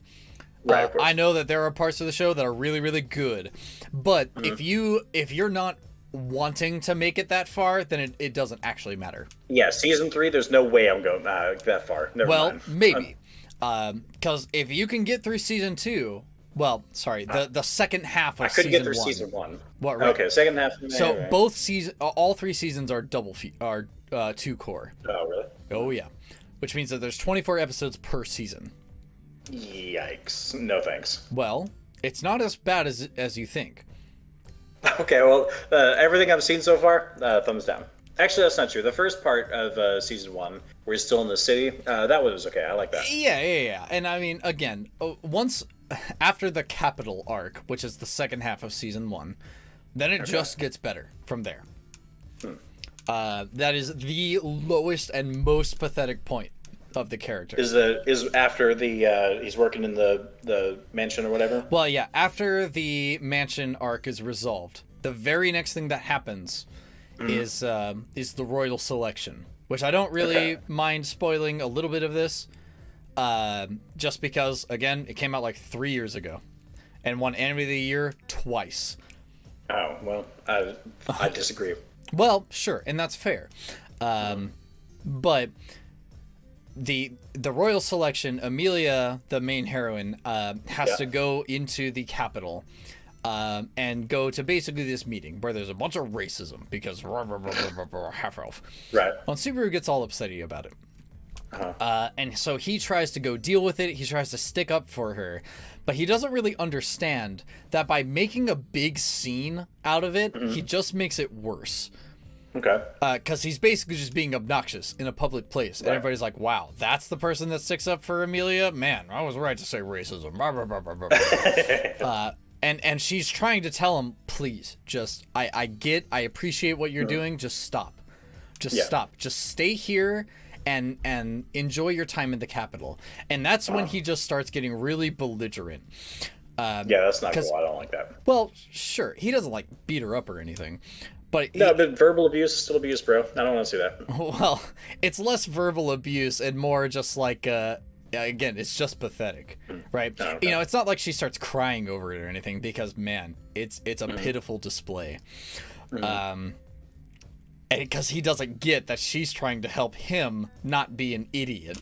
Right, and get killed probably. Right, and he doesn't have a concept of that because, well, as an unfortunate side effect of both how he was raised and also how he perceives the world around him, the whole concept of consequence doesn't really apply to him, or so he thinks. Oh, because of the loop, right? Right, yeah, because, I mean, you could just die, right? And everything will be fine. So, I think it's, again, it's not like the best excuse, it's better than most. Because if you actually gave someone and told them that consequence didn't really matter to them, they'd probably do a lot of really stupid things. Because why wouldn't they? There's no reason not to. Yeah, if I had no consequence, I'd sit around and play video games all day. Sure. And so that's why I sit there and I see Subaru and I'm just like, man, what an unfortunate lad. You know, it's just unlucky to be someone like that who's given a power like that, and man, you know, his basically the hero complex is what he has, and he ends up getting over it. Yeah, he starts the season like that. He's like, oh great, Iseki, I'm gonna save the world, obviously. Well, yeah. No, it's such a good show. You just. I hate saying, yo, you got to make it that far, because, man, you said that about, like, every show so far. Well, no, I haven't. You got to get past the bad parts and then watch the good parts. I think, you know, I thought Vivi was good all the way through. I think Bunny Girl Senpai, good all the way through. Yeah, you probably think Antarctica is good all the way through. Oh, it is. Well, you're wrong. Fate Zero? You have seen that. I don't like any of those Fate ones. That's about like King Arthur coming back from the dead. And they're having a battle. Yeah, that's so boring. I don't like politics, I guess is the thing. I don't like RL politics. I don't like fantasy politics. Boo, boring, dumb. Well, that's weird that you don't like fantasy politics, but you love Descendants of a Bookworm. Well, yeah, that's not politics. She's trying to make books. That's technology. No, that's he science. talks a lot about politics. You know, the whole thing that she's poor because, well, she's a peasant, and that nobility are the only people that can have books. Because books so she are makes her own. Well, yeah, and then she has to start a business and stuff like that. To get into Fate, you need to do a lot of research by yourself. I would disagree. I got into Fate from Fate Zero, and then it just kind of went downhill from there. Ahoy. What's up? Grand Order is garbage, is what it is. Though I will say, Fate Babylonia, very, very good. So nothing about that. There's no way that you would enjoy it, but of all the Fate series I've seen, Babylonia probably my favorite. In fact, because I know that Fate Zero exists and I don't like Fate things, for the longest time I resisted watching ReZero because I thought it was the same thing. Okay, that's fair. That's fair. No, honestly, if you want less politics and more action, you could watch the sequel, Unlimited Blade Works, which is generally considered to be like the big classic. It's one of the best series ever, according to a good amount of people. I think it's good. What do I think about the character Saber from Fate? Garbage. I hate Saber. I hate the Saber class. I hate most characters in the Saber class. I think the character herself is awful. And I don't like King Arthur. Yeah, take that. Round table. Stay down. The whole Round Table mythos, awful. There are so many more interesting things that came from Great Britain, and that is not among them. Bro, you lying? Yeah, No. like tea. I legitimately think Artoria is one of the worst characters ever. And also, Saber Faces. Boy, I hate Saber Faces especially bad. Apocrypha is my favorite Fate. Oh man, that's worthy of being banned. Apocrypha was perhaps the worst Fate series. Because you know what? I like animation. I don't like it when my animation is done with crayons. That show was rushed so bad, a lot of the fight scenes were just blobs of color. Oh. That's weird.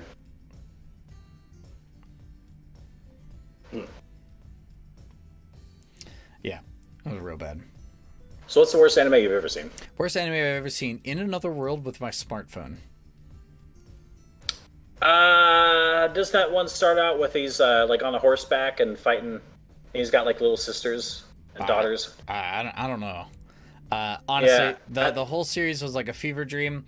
I know that he dies, he gets reincarnated with another world, and then like the deity of that world is like, oh yes, I didn't mean to have you die then, so I'll reincarnate you with something real cool. And he's like, I want my smartphone. And he basically somehow resolves everything with his smartphone. The castle is about to be attacked. Good thing his smartphone has a GPS. Well, hold on a second. You're in a fantasy world. How do you even have service? Yeah, exactly. Magic. And where are the satellites? Yeah. Yeah, no, it was I think awful. I saw a few episodes of that, and I thought it sucked. And It was real bad. What a shame, too, because a lot of the supporting cast wasn't that bad. Main character, awful. God awful. Yeah, that is easily the worst series I have ever seen. That's fair. I think I got to the third episode where they're taking a bath together, and it's like, hey, we should get married. Nah, How do you have the time or energy to watch all this terrible anime? Because your opinions are things that I don't agree with. There are very few anime that I see that I think is legitimately bad. Obviously, In Another World with My Smartphone is definitely bad. I don't think there is any other series that I can think of that is rated nearly that bad. Most series that I'm pretty picky with my anime. And I always make sure to look at reviews and stuff to ensure that it's at least good enough. Don't I hate JoJo? Absolutely. I think it's terrible. Wait, I thought you loved JoJo. You kept trying to get me to watch JoJo. Well, yeah, because I wanted to see the dank memes, and then we all watched it and decided it was terrible. Yeah, I didn't like it. Yeah, because it was awful. Have I watched Magi, either The Labyrinth or Kingdom of Magic? No, I haven't. That sounds vaguely familiar.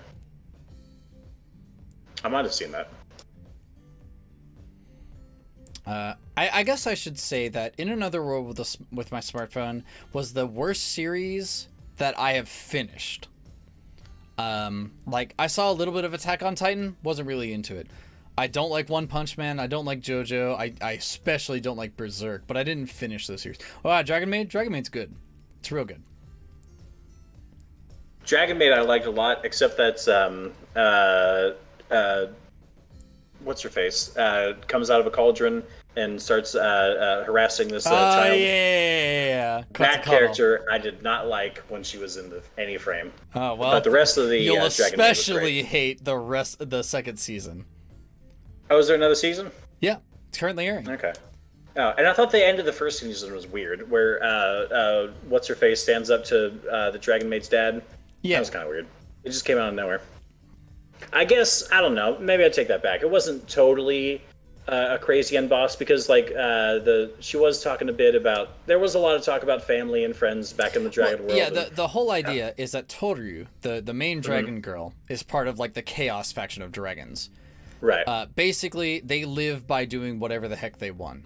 And so the idea that they can live in harmony with humans doesn't make any sense, especially in subservience. Yeah. Of course, the reality is a little more, how you say it, gay, but... Right. I didn't mind that, because, they didn't go too hard on that. It's whatever. It was just kind of nice. Though, the two children, not a fan. Really? Well, yeah. Wait, two children? There was just the one child. Well, there's the one dragon child, and then there's the other girl who's, like, super obsessed. That one was weird. It's real weird, and I don't like it. Yeah. Not liking Berserk is an unacceptable opinion. Too bad. Guilty Crown. It's not that good. I've heard of Guilty Crown. I vaguely know of it as a fighting game, I think. Guilty Gear is a fighting game. Guilty Gear is a fighting. No, with great soundtrack, by the way. I haven't seen Guilty Crown. I'm sure I've heard of it though. Gonna fight you? All right. I mean, go for it, I guess. Maybe 1v1 on Guilty Gear. Big Blast Sonic. I would totally lose. That reminds me though, I found a Twitch channel that was kind of funny. You remember in high school there was that game Mugen? Everything versus everything. Yeah. Well, it's still going. Yeah, that was great. And now is it? Yeah. So is it more fair than without No, it's even worse. Right. Oh no. So this terrible. Twitch channel is basically a fake betting channel where a bunch of AI will take control of random characters and you can bet on which one's gonna win. Huh. Yeah.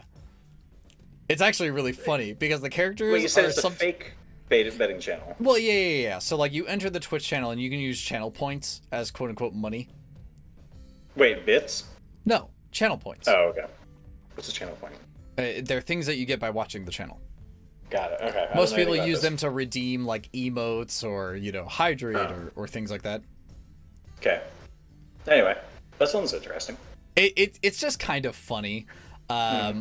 It's sort of like watching wrestling, except all the characters are randomized. Nice. So I mean, it can be funny. We watched the what is it, the derpy AI bracket, where like some of the characters might not even work or they crash the game.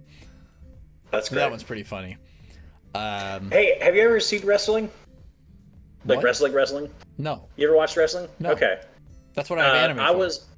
Yeah, no. Like ever since, all right. So back in the day, kids, everyone was saying no, wrestling is totally real fighting, and that was the worst wrestling. But yeah, when they're like actually okay, no, this is totally fake, and we're rigging every match, then you can really get kind of fun things. There's I was in Austin hanging out with a friend of ours, and he took me to some wrestling things. Like, oh, this sounds boring and dumb, and I don't want to go. But it was a lot of fun. Like one of the all right, so every fight was obviously rigged and dumb, and every fight had a good guy that you were supposed to root for and a bad guy you were supposed to root against. And so one of them was like Santa Claus, right? And then you're supposed to root for Santa Claus, and then the bad guy comes on and is like your stepdad, and then when your stepdad steps on the stage, he's like, go to your room, you have my house, my rules, and then you're supposed to boo at him. It was a lot of fun. Yeah, right? And then Santa Claus is like, I just want to be nice to all the children, and then your stepdad punches him in the throat, and they're like, no, bad, Santa Claus must win. It was really fun. I did not expect to like wrestling, but when they acknowledge the fact that it's over the top and ridiculous, that's really stupid. Yeah, great. I mean, but again, that's kind of why I watch anime instead, because a lot of the anime that I really like doesn't actually take itself that seriously. I'm actually currently watching a show that what was it? Yeah, heels are what they're called. That's a lot of fun. Sorry, the bad guy. I just finished this show. It's called it's out of your mind. It's called I've been killing slimes for 300 years and maxed out my level or whatever. It's an isekai. It follows I watched that. It follows every standard formula ever, and it's all about family, just like Fast and Furious. Yeah. I like that one. It's a little weird sometimes. Is it? I literally think Beelzebub was the only character that wasn't awful. She was pretty funny though. That's ironic. In the freaking tournament arc, right, where they're trying to find like the fighting slime. And they're like, "Oh yeah, she's gonna kick all of your butts." And then Fighting Slime walks up to Beelzebub and gets clotheslined and instantly dies. And I was like, "Nice." I laughed so hard. But anyway, is this the second season? I haven't seen that. No. This is the first season. It's like the 7th episode. Huh. I thought I saw every episode of that. That doesn't sound familiar. Well, I finished it like yesterday, so I have a very good memory of it.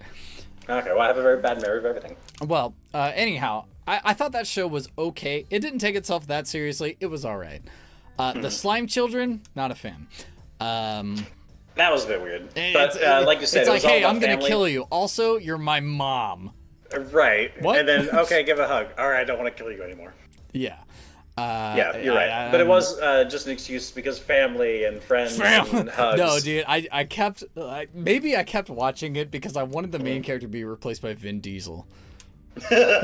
Could you imagine? You know, Vin Diesel has. What do you mean? Can you imagine? Vin Diesel's done that movie. He's done babysitter movies. Oh, sure, but I mean specifically in that anime, right? Okay. Like, you know, you have like the dragon maid and then the other dragon maid, and they're just like, you know, big sister, whose cookies are the best? And then you see Vin Diesel be like, they're both good because family. Right. Oh man. Fairy Tale. No idea why people like it. Fairy Tale, I think, is just a cult classic. If you like stuff that's over the top and doesn't take itself seriously, why did you... I don't like stuff that's over the top. I specifically don't like stuff that's super over the top. That's the entire reason why I don't like One Punch Man or JoJo's Bizarre Adventure. I saw a few episodes of Fairy Tale. I didn't like it. Yeah, I mean, it's like one of the longest running series of all time, with its like 900 plus episodes. Whoa. Oh yeah.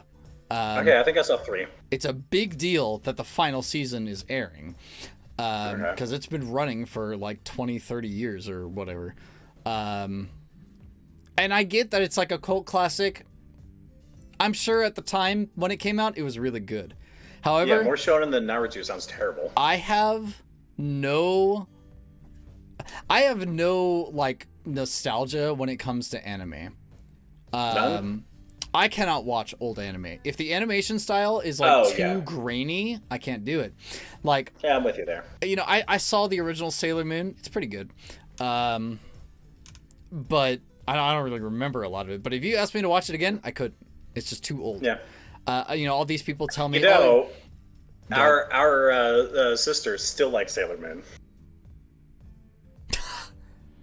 Yeah. Like, yeah. No joke. Yeah. And but I mean, that's not like a bad thing. Yeah, I know. But also, she's like, what, 40 or something? So, like... that doesn't matter. Come on. But she's still got moon eyes for a tuxedo mask. Like, come on, girl. Tuxedo Mask is pretty cringe, but like, yeah. No, you know, all these people wanted me to watch what is it, Neon Genesis Evangelion. In the first place, I hate mecha, right? And you know why I hate mecha shows? Because they're super over the top and they make no sense. I have yet to see a mecha show that I really, really like. Darling in the Franxx was gonna be that, and then it wasn't. Also, 02 sucks. Mob Psycho is a good alternative to One Punch Man. I've heard great things about Mob Psycho. I gotta give it a try. I like One Punch Man, and I wasn't really into Mob Psycho. I tried twice to watch it and got bored both times. If someone gave me a choice between Evangelion and Iron Blooded Orphans, I would shoot myself. I would not watch either of those. Because I don't like Gundam either. And yes, okay, so I've seen MS Operations. Why don't you like JoJo? No, he's asking about Berserk. Honestly, why do I care about Berserk? He's a big edgy boy, which, yeah, that's a lot of anime, but like, I can't. Not only is the animation quality awful, comically bad, so terrible that everyone in the world memes on it for being so bad.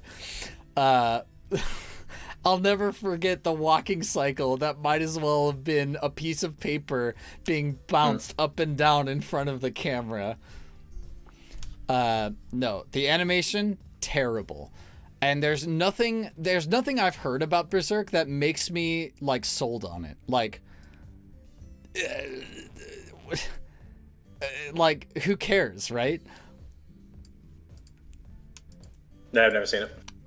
Yeah, I mean, I know that the manga is really good, but I'll never read it. I won't ever read a manga at all because I don't like to. It's not any fun. Didn't you read what's this called? Scott Pilgrim? Nope. No. Okay, I did. It was pretty good.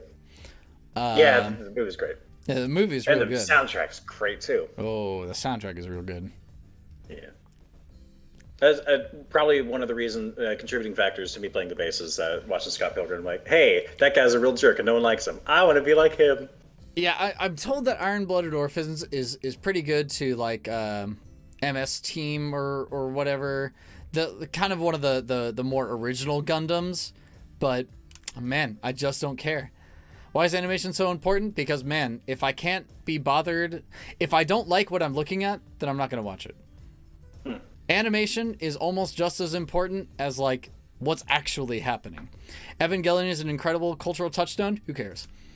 But would you be more inclined to watch Evangelion if I told you it was a sacrilegious retelling of the Book of Genesis? Not at all. No, okay. Because I already knew that was the case. Oh, okay. I've never watched it, but that does sound interesting.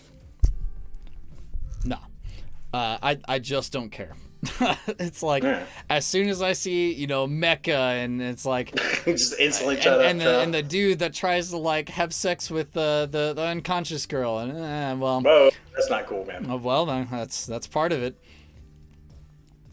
Yeah, it's not even Shinji or getting the freaking robot Shinji or whatever. Even though I do have the Gundo glasses pose.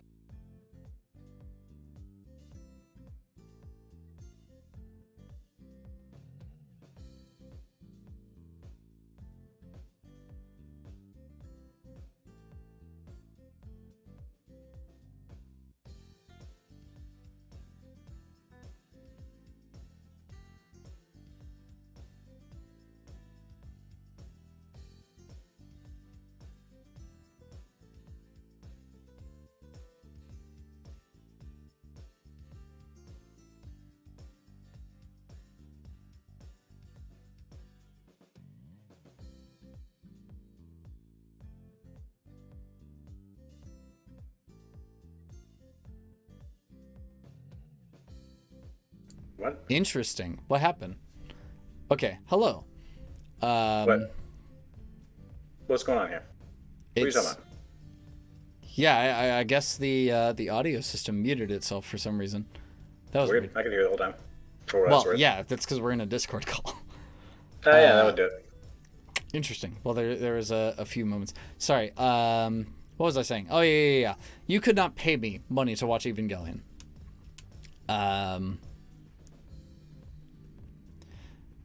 All right, take that, Evangelion. Yeah, I just think it's god awful. Fair enough. Oh yeah. I was saying that the only mecha show that I could bring myself to watch was Code Geass. Mostly because mecha doesn't really appear or have like a big deal. There's like 2 mecha fights between like the 2.5 seasons, and I think Code Geass it's okay. The first season is pretty good, minus like 2 or 3 pretty weird scenes. But the rest of it, it's all right. Also, the way that the characters are drawn really, really bothers me. Would Flay you alive for these takes? Well, good for him. Come at me, bro. Yeah, I mean, I don't really care. It doesn't bother me if you're offended by my opinions. Mostly because it's my stream. No, but I don't know. I don't really subscribe to the idea that like, this anime is a classic, everybody has to like it. I don't really think it makes sense, right? Right. So like, I think Recreators, best series I've ever seen in my whole life. If somebody came up to me and told me it was garbage, I don't agree with them, but it's, it's not like I'm going to be like, what? Are you? Oh, okay, but what about dumb? Magic Alaska Adventure? If someone said that was terrible, just theoretically. the thing about you saying that it was terrible isn't inherently bad. It's the fact that you only watched 3 episodes. That's the part that bothers me. I couldn't get past it. It was too much, man, or rather, too little. Well, I have run multiple experience. I've seen that show 7 times. Oh. Yes, I've run a lot of people through that show. And it's good every single time.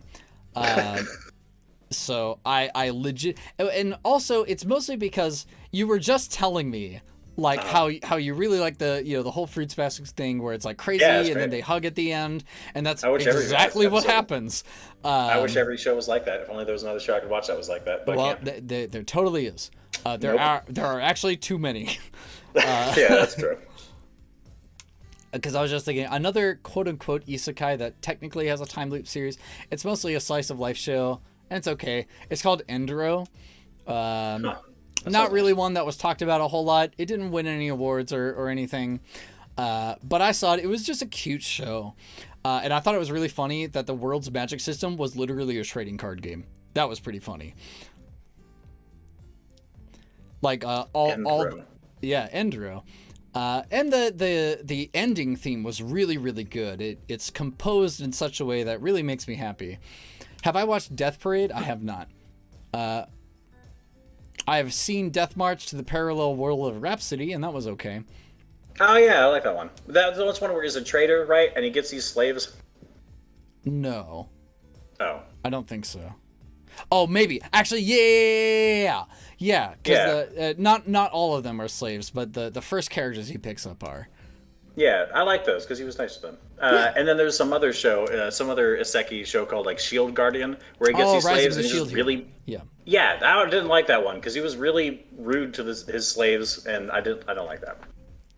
I want everyone to be nice to everybody else. I don't think that's how that show goes. Because there's only one slave, and he's very, very kind to her. I don't know. Maybe. I stopped watching it after she got rebranded, and he was really rude to her. And he threatens her a lot. Well, I think the hitting point there is that before that happens, the first person that he really comes to trust literally turns him into a war criminal. The redhead chick, right? Yeah.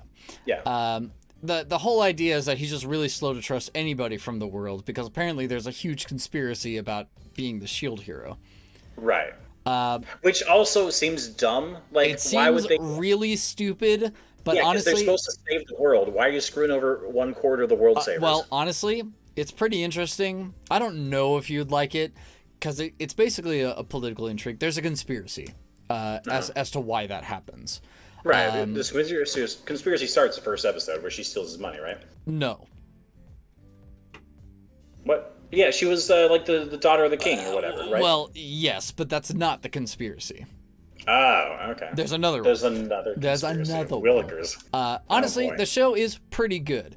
Yeah. I liked it because of all the shield mechanics. Like, you could, eat plants and whatever. That was cool. Yeah. Honestly, if you were to keep watching it, you'll probably really like it. I don't know. He was too mean to his slave. I don't like that. I want everyone to be happy.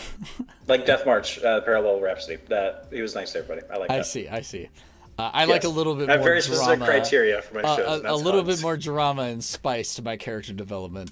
No, but not if you're being mean and manipulative and exploitative. That's not cool. Well, no, it's not cool. That's why it's so much better when the hero becomes like an actual hero. I don't guess. The whole idea is that you want to root for him, but he's being a jerk, and you're like, God, why are you like this? And then when he finally gets over it, it's a big deal. I guess. But why do you have to be cruel and harassing and exploitative? No thanks. Well, because people are like that. I guess, but I don't want to watch that. I want to watch hugs. Yeah. And that's why, again, I'm not all that upsetty about it. It's a good show. Okay. I know that if you did make it to the end, you would really like it, but... I probably would. I did like most of it, but... when the slave rebranded herself, I was like, that's stupid and dumb.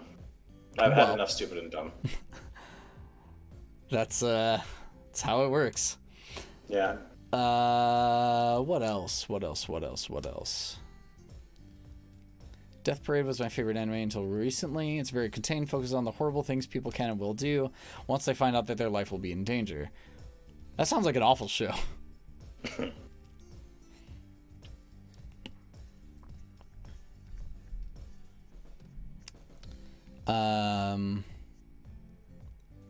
What else was there? There's nothing else. We've talked about all of the anime. Oh, actually, you said you don't like old anime. Have you ever seen Akira? Nope. Okay, it's an old anime, but I thought it's all right. Garbage. What? Oh, you've never seen it, though. You don't know. Yeah, it was okay. All right. Probably the reason I think it's okay is because it was super duper great at the time, and then now watching it, as a modern man who'd never seen it before and have no nostalgia to hold back on, it's like, oh, it's okay. Steins Gate. I have seen Steins Gate. That show was hard. That show, okay, it's a show about time travel. It Okay. is perhaps the most intelligent show that handles time travel in the most reasonable way. Nice. Which isn't necessarily fun or dramatic, but it is scientifically more plausible than everything else on the anime market. Right. It has a very good way of explaining itself. There's pseudoscience all throughout it, but it makes time travel. well, not just that, but it's the whole like, oh, the Large Hadron Collider worked and it created a yada yada yada. Okay. Government conspiracies and all that. But technically, the science can work. It's not just hand-waved with, oh, it's a secret government conspiracy. They talk about it and it makes sense. They establish rules on how the time travel works. And man, it's pretty interesting. However, getting to that point, really hard.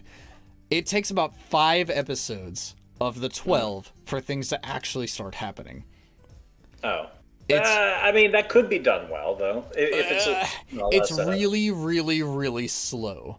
Yeah. The main character, though, he's pretty funny. He thinks, you know what a chunibyo is, right? Nope. All right, it's the coined term for 8th grader syndrome. Basically, like the whole like, I have dark powers behind my eye, and the fact that I have come to school today is proof that I, Lord of the Darkness, Edgy? What are you talking about? Well, sort of. Basically, it's the idea of like this 8th grader that thinks he has superpowers, and he just has to hide them. Is this a frequent syndrome, or are you talking about anime tropes? Because Yes. every anime happens in a high school for some reason. Well, because it's the most relatable. In as much as everyone's been through high school, but Well, it's been a yeah, minute. but like, basically, the reason is that you can create characters that are as cute as you want them to be, because well, that's the peak of your youth, more or less. It's basically the point in which your appearance is more or less locked in. Also, a vast majority of people who watch anime, early 20s. Yeah, I can believe that. Yeah, so I mean, it's just the most relatable. But anyhow, Steins Gate is a bunch of adults, and basically the main character thinks he's a mad scientist that will one day create a doomsday machine. He really just lives on top of an auto shop, and he has a bunch of like neat stuff. He is an actual physicist. But he I don't know. He basically just thinks like the organization is after him or whatever. That sounds pretty fun, actually. Yeah, I mean, he is a fun character, and his backup tech guy who like basically collects microwaves and random stuff is like, bro, whatever. I'm just hungry. Yeah, so it can be okay. It's just, again, nothing happens for such a long time, up until they meet a character, and they meet a character at basically this like talk show where where this other scientist is trying to explain how he figured out how the theory of relativity actually works. And then Einstein wasn't entirely correct. And the main character, stands up and calls him a hack, and how he's like borrowing information off some forum on the internet, and he's just like using pseudoscience to back up his claims and everything in the which is true. It's just nobody believes him because the way that he presents his ideas is just obnoxious. Right, like a rambling autosalesman. Yeah, but one of the main heroine says, hey, you sound like an idiot, but you were pretty on fire, so you must believe something is true. Even if it was crazed ramblings, like nobody just ups and does that, right? Right. And which so, also factually untrue. Well, This is when he's like, just like, hey, I have an opinion. Well, but the point is that he's not a psychopath. He's just delusional. Okay. And I know there might not be the finest of lines in between those two. He just thinks he's like big and important, and he's just not. But he doesn't like go out of his way to like hurt people or anything. But after a while, he leaves, and then he comes back and he finds her dead. Oh. Yeah, and he's like, what what the heck? He freaks out. Totally drops character, all that other stuff. Reasonable things. And he looks through his phone and he figures out that there's a text message that was sent in the from the future. Like, the mail address says that it, it's from a few days, or what is it, like 2 weeks from before the date that he received the text. All right, much more likely that the time server he was connected to at the time just messed up or something. Well, sure, and that is brought up. Okay, good. Yeah, because time travel, not the most likely reason to have the wrong date stamp on a text message. Sure, but anyway, or it's either 2 weeks in the future or 2 weeks in the past. But either way, okay, one of those is more common than the other. Yeah. So, but the message's contents are the exact time and place and location that the body is found. And that's what starts incriminating. Well, yeah. So he freaks out, and it turns out, so he like goes back home, and he's like kind of worried about what's going on, and then his tech support buddy said, "Hey, so I tried the time machine thing again, and it made our banana turn into glue," and he's like, "What?" So maybe don't get in it. Yeah. And then it's a microwave. It's literally just a microwave. And so yeah, it's a time machine. You push 3 and 3 minutes happens. Yeah, actually. But I mean, it's hooked up to a bunch of like weird stuff and what have you. And so he said, "By the way, did you get my text?" And the dude's like, "What do you mean?" He's like, "Yeah, I sent you a text like a long time ago." And so he looks through his phone, and the text message isn't there, but on the dude's phone, it is there. And so they end up realizing that at the time that the banana turned to goo, the text message that they sent got warped. Into future text message? I watched it long enough ago that I don't really remember exactly how they explained it. Because, again, this is the whole point of the show. They spend a long time on this stuff. Okay. The first 4 episodes by the sound of it. Well, no. That's the problem. This would be like episode 3 or so. Okay. Honestly, the show, pretty good. If you like time travel and you like science, you'll probably like it. The hard sci-fi, where they establish rules and they stick with it. That's good stuff. So you would probably like Steins Gate. It's really slow, and man, the end gets real depressing, but then they hug at the end. Oh, I like this. And then there's the offshoot, Steins Gate Zero, which aired a little while ago. It's technically a sequel to not the anime, but the game, because the series was a visual novel first, and then it became an anime. Oh. The anime was very, very popular. Because, that sounds backwards. Well, not necessarily. It wouldn't be the first time this has happened. In fact, a lot of visual novels get turned into anime. Oh. But in Steins Gate's case, the big deal was that the whole world line thing, which is the excuse they use for time travel, sort of like chaos. Yeah, world lines. They call it world lines. Okay. It's basically chaos theory. Wait, how are those two things related? You talking about turtles all the way down? Kinda, yeah. Okay. What does that have to do with the chaos theory?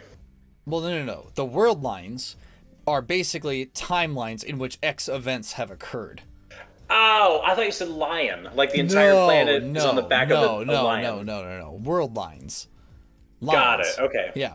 Lines. Yeah. And so the idea is that you don't go back and forth through time. You go to a world line where X events have or have not happened yet. Okay. Yeah. I think that is so that's how they explain it. It's not that you go back in time. You go to another dimension. Yeah, you go to a universe in which those events haven't happened yet. Right. Which is good enough because it still keeps intact the idea that time moves in one direction. And so the whole series, he goes through different world lines trying to find the ultimate answer, to make sure that everything works out the way that he wants them to, which usually means that nobody ends up dead. But man, oh boy. Oh, but he keeps trading deaths?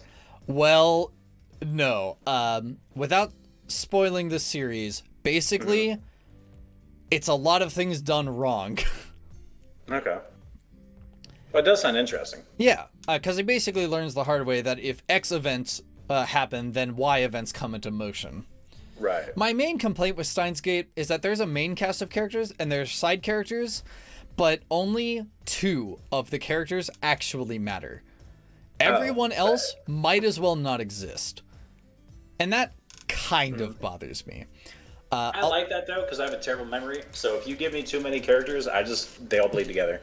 Well, my issue is that I don't really like the idea of a character being introduced and they're basically just irrelevant.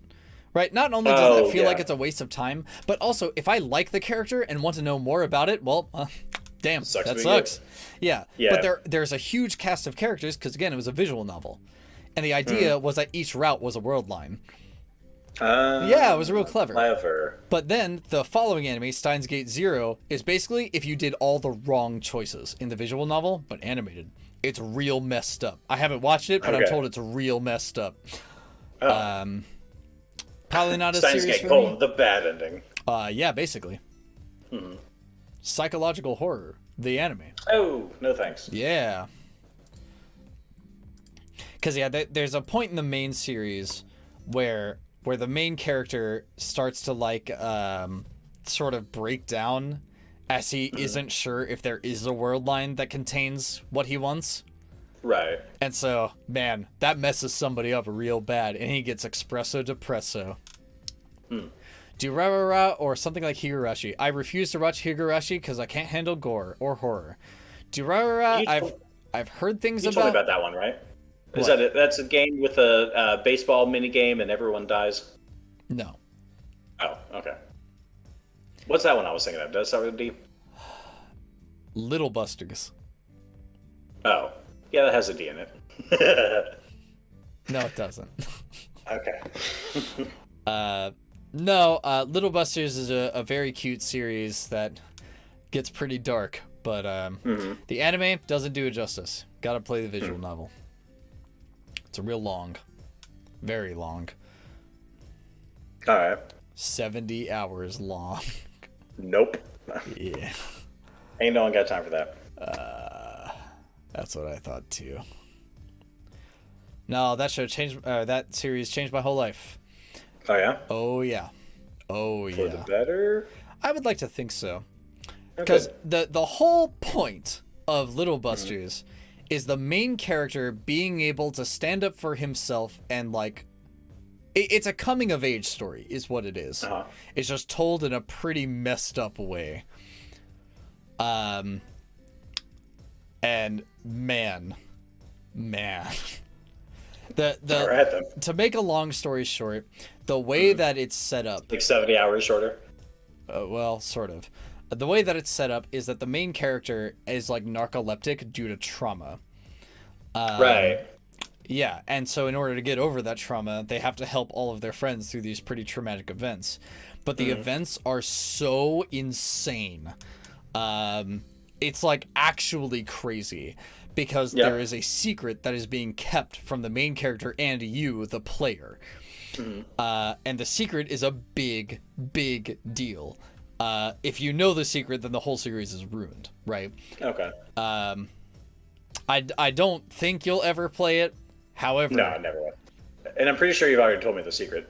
Maybe, but I would be willing to bet that you forgot. Because it's... Yes. Technically, it's a minor detail. But basically, you go through all the routes of the characters. And, man, some of them hit pretty freaking close to home. Wait, are we going to spoil this on stream? Nope. Okay. I only intended to say that there are supernatural routes in which things occur that could not possibly happen in real life, and that there are other things that are so realistic it hurts. And that, oh man, it's real bad. It's real bad. Rough. Yeah.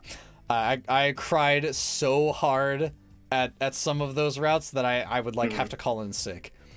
Oh. That game actually made me lose quite a bit of sleep. Oh.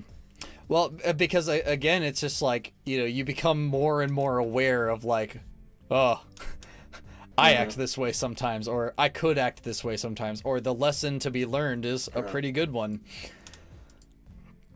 There's actually a pair of characters from that series, one of whom I related to more than the other. But once I got through their route, I realized why that line of thought wasn't really a healthy one, and it's just like, man, I appreciate a whole lot more about existence. Oh, that's cool. Yeah, it was real good, but man, getting there, ouch. Mm-hmm. Lots of tears. Growth hurts. Oh yeah. It was like, it wasn't even like the, oh, this is so sad. This is like bent over backwards, throwing up, crying so hard. I was seriously so sick after playing through it. It was, oh man, it was hard. It teaches the tough lessons. And it's real hard. Very, very, very good story. It is perhaps the best coming of age story I've ever experienced, ever.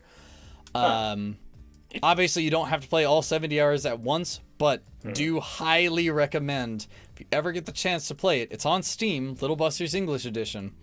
Yeah. It's a fun game, up until it isn't. Also, you're not allowed to sleep for 3 days. Well, that's just me, right? Yeah, 70 is a lot of hours. That's not healthy. Well, no, it's not like I stayed up only playing the game. Oh, okay. Really, the longest sitting I had was 7 hours. Oh, okay. That's still long. I don't know how well, it is a long time, but, you know, it would be like a day off of work or something. Okay, yeah. You know, I clearly made sure I didn't have obligations in the way, because I knew it was a long game. But, man, no, I guess it's like, I sit on things for a long time. And again, my dreams are real vivid. And so right. having to deal with the consequences of the game and then figuring how it applies to me, man. Oof, it does me, dreams, yeah. It does me a big ouchies. Because it's like, if this event actually happened to me, how would I react? And you know, thinking about stuff like that, nightmares forever. Right. Yeah, that's not good, man. Oh, oof. But, you know, I got through it, and at the very end, it was a good, happy ending. And it was so happy, I was like, oh no, it's over. Oh, because you wanted to play more? Well, yeah, it's good. Because the big secret is such an incredible plot twist. That, like, it puts everything into perspective, and it... What's crazy is that it basically happens halfway through the game. The whole game makes you think that there is a set endpoint, and you get there and it says, by the way, you got about another 1 quarter to go. And the last 2 routes, very painful. Oh. Very painful. Yeah, I don't think I'm going to play that. Oh, you should. You definitely should, because it has pretty much everything.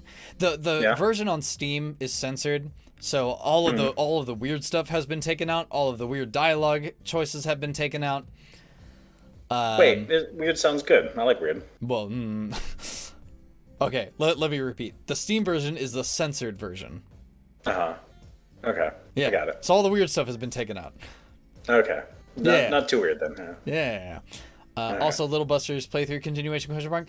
I felt like when I was playing through that on stream, like, nobody cared. And honestly, it doesn't really bother me or anything, but it's like I'd be streaming for hours and hours, and then I don't know. It's really hard to play a visual novel with the intent to play with you know, your community, and nobody says anything. It's like, all right, boys, we're at another choice. What do we want to say? 2 minutes later. Well, plus the latency, right? Well, I have ultra low latency now. Oh, do you? There's about 1.5 seconds of difference. Oh, yeah, it's not so bad. Yeah. So when no one says anything for 2 minutes, all right, boys, I guess we're gonna select this one. Ha ha ha.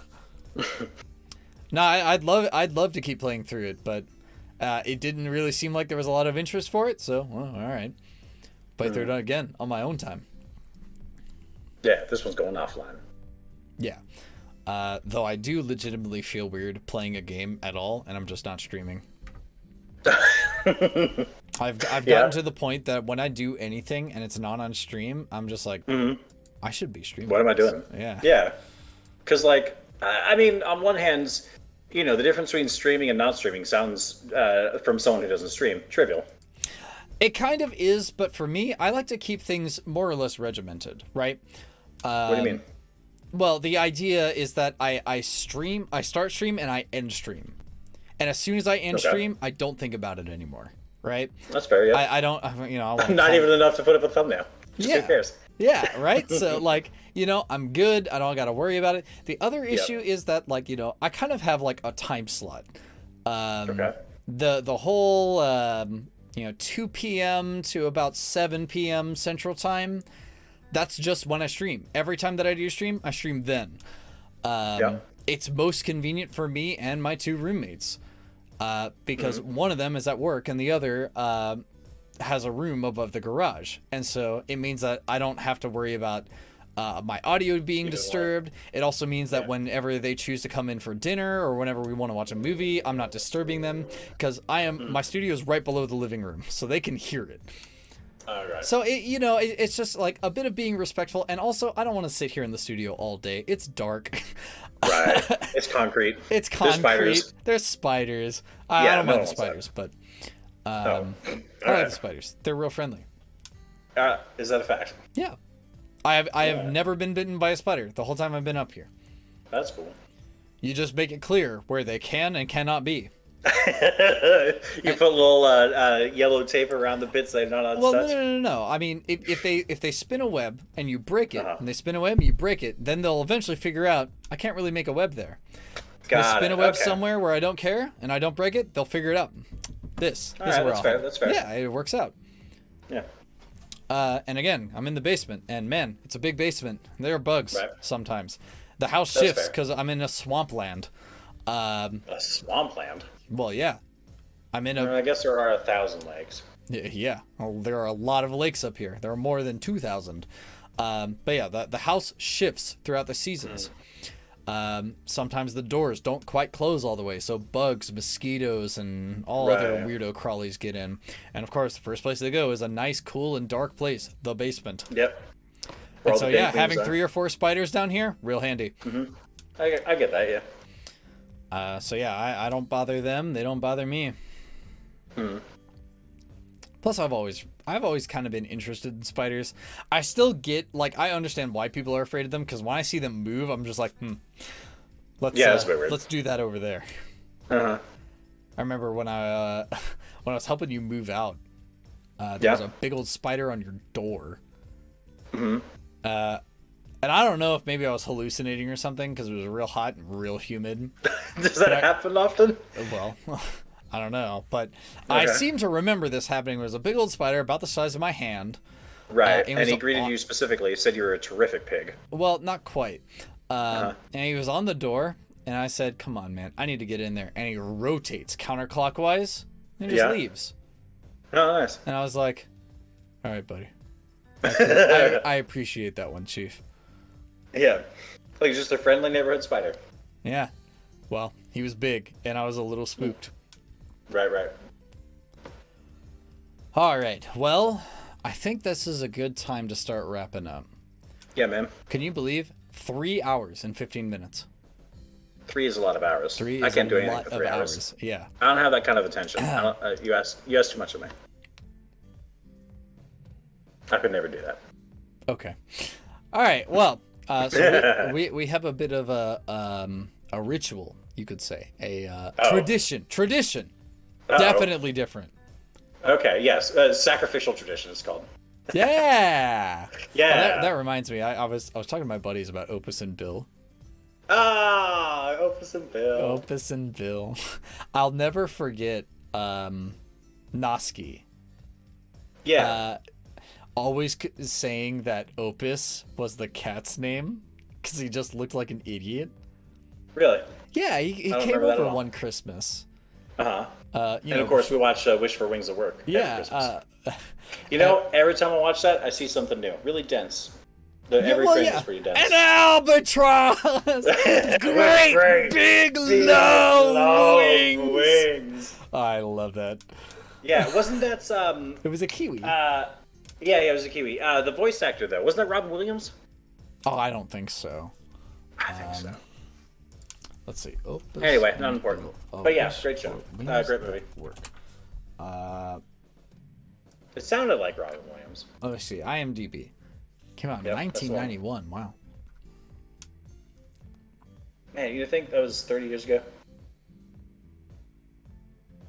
Oh, it was Robin Williams. See? That's crazy. It sounds like him. It doesn't sound I like know, him right? at all. And it's such a bit part. Maybe he was like, I don't know. He was kind of a big actor in '91, wasn't he? Like he did a bunch of stuff. Well, yeah, and that's when it came out. But yeah, but why such a small part for such a big actor? I don't know. No Maybe he just liked it. You know, Robin Williams was a cool guy. So I've heard. Yeah. Also, Opus and Bill was like a classic comic. Yeah. For a super long time. Was it Boonderry News or something? I can't remember. I just know that it was around almost as long as Peanuts. Yeah. So we're talking like, you know, end of Second World War kind of stuff. But anyhow, right. So we have a tradition when we end stream where we say Kage-BRO, which is a pun. It's a two-part pun. See, in Japanese, there's a phrase called otsukare, otsukare, which basically means good job. Otsukare. Otsukare. And so I have a pun with my name, Otsukage-BRO. It's very clever. So you'll say, Otsukage-BRO. Okay, so wait, is that self-congratulatory? Yes. Good job, me? Yeah. I'm glad you figured it out. Great. All right, yes. That's the secret, everybody. I'm just making all of you thank me for bringing you this hot and spicy content. That's right. Okay, yes. As in chat, you must pay respect for me. Yes, well, you're not paying me with money, so you must pay respect. That's right. Bow to the king, babies. Hail to the king, baby. Yeah. All right. So, all right, 3, all right, how do we say this? I'm gonna count down. And Hold on, I don't even know what to say yet. I can't pronounce things. Otsu. So Otsu. Ots. Right, like oats. Hollow notes. Yeah. Ots Kage-BRO. Oats Kage-BRO. Nope. Kage-BRO. Kage-BRO. Yeah. Ots Kage-BRO. Oats Kage-BRO. Cringe, but close enough. No, I'm perfect. I got this. Oh man, let's do it. Flashbacks to the sushi restaurant of you pulling up Google Translate. Look, I'm a cool guy. I know the lingo. I know the sushi lingo. All right, 3, 2, 1. Otsukage-BRO. Otsukage-BRO. Nailed it. God.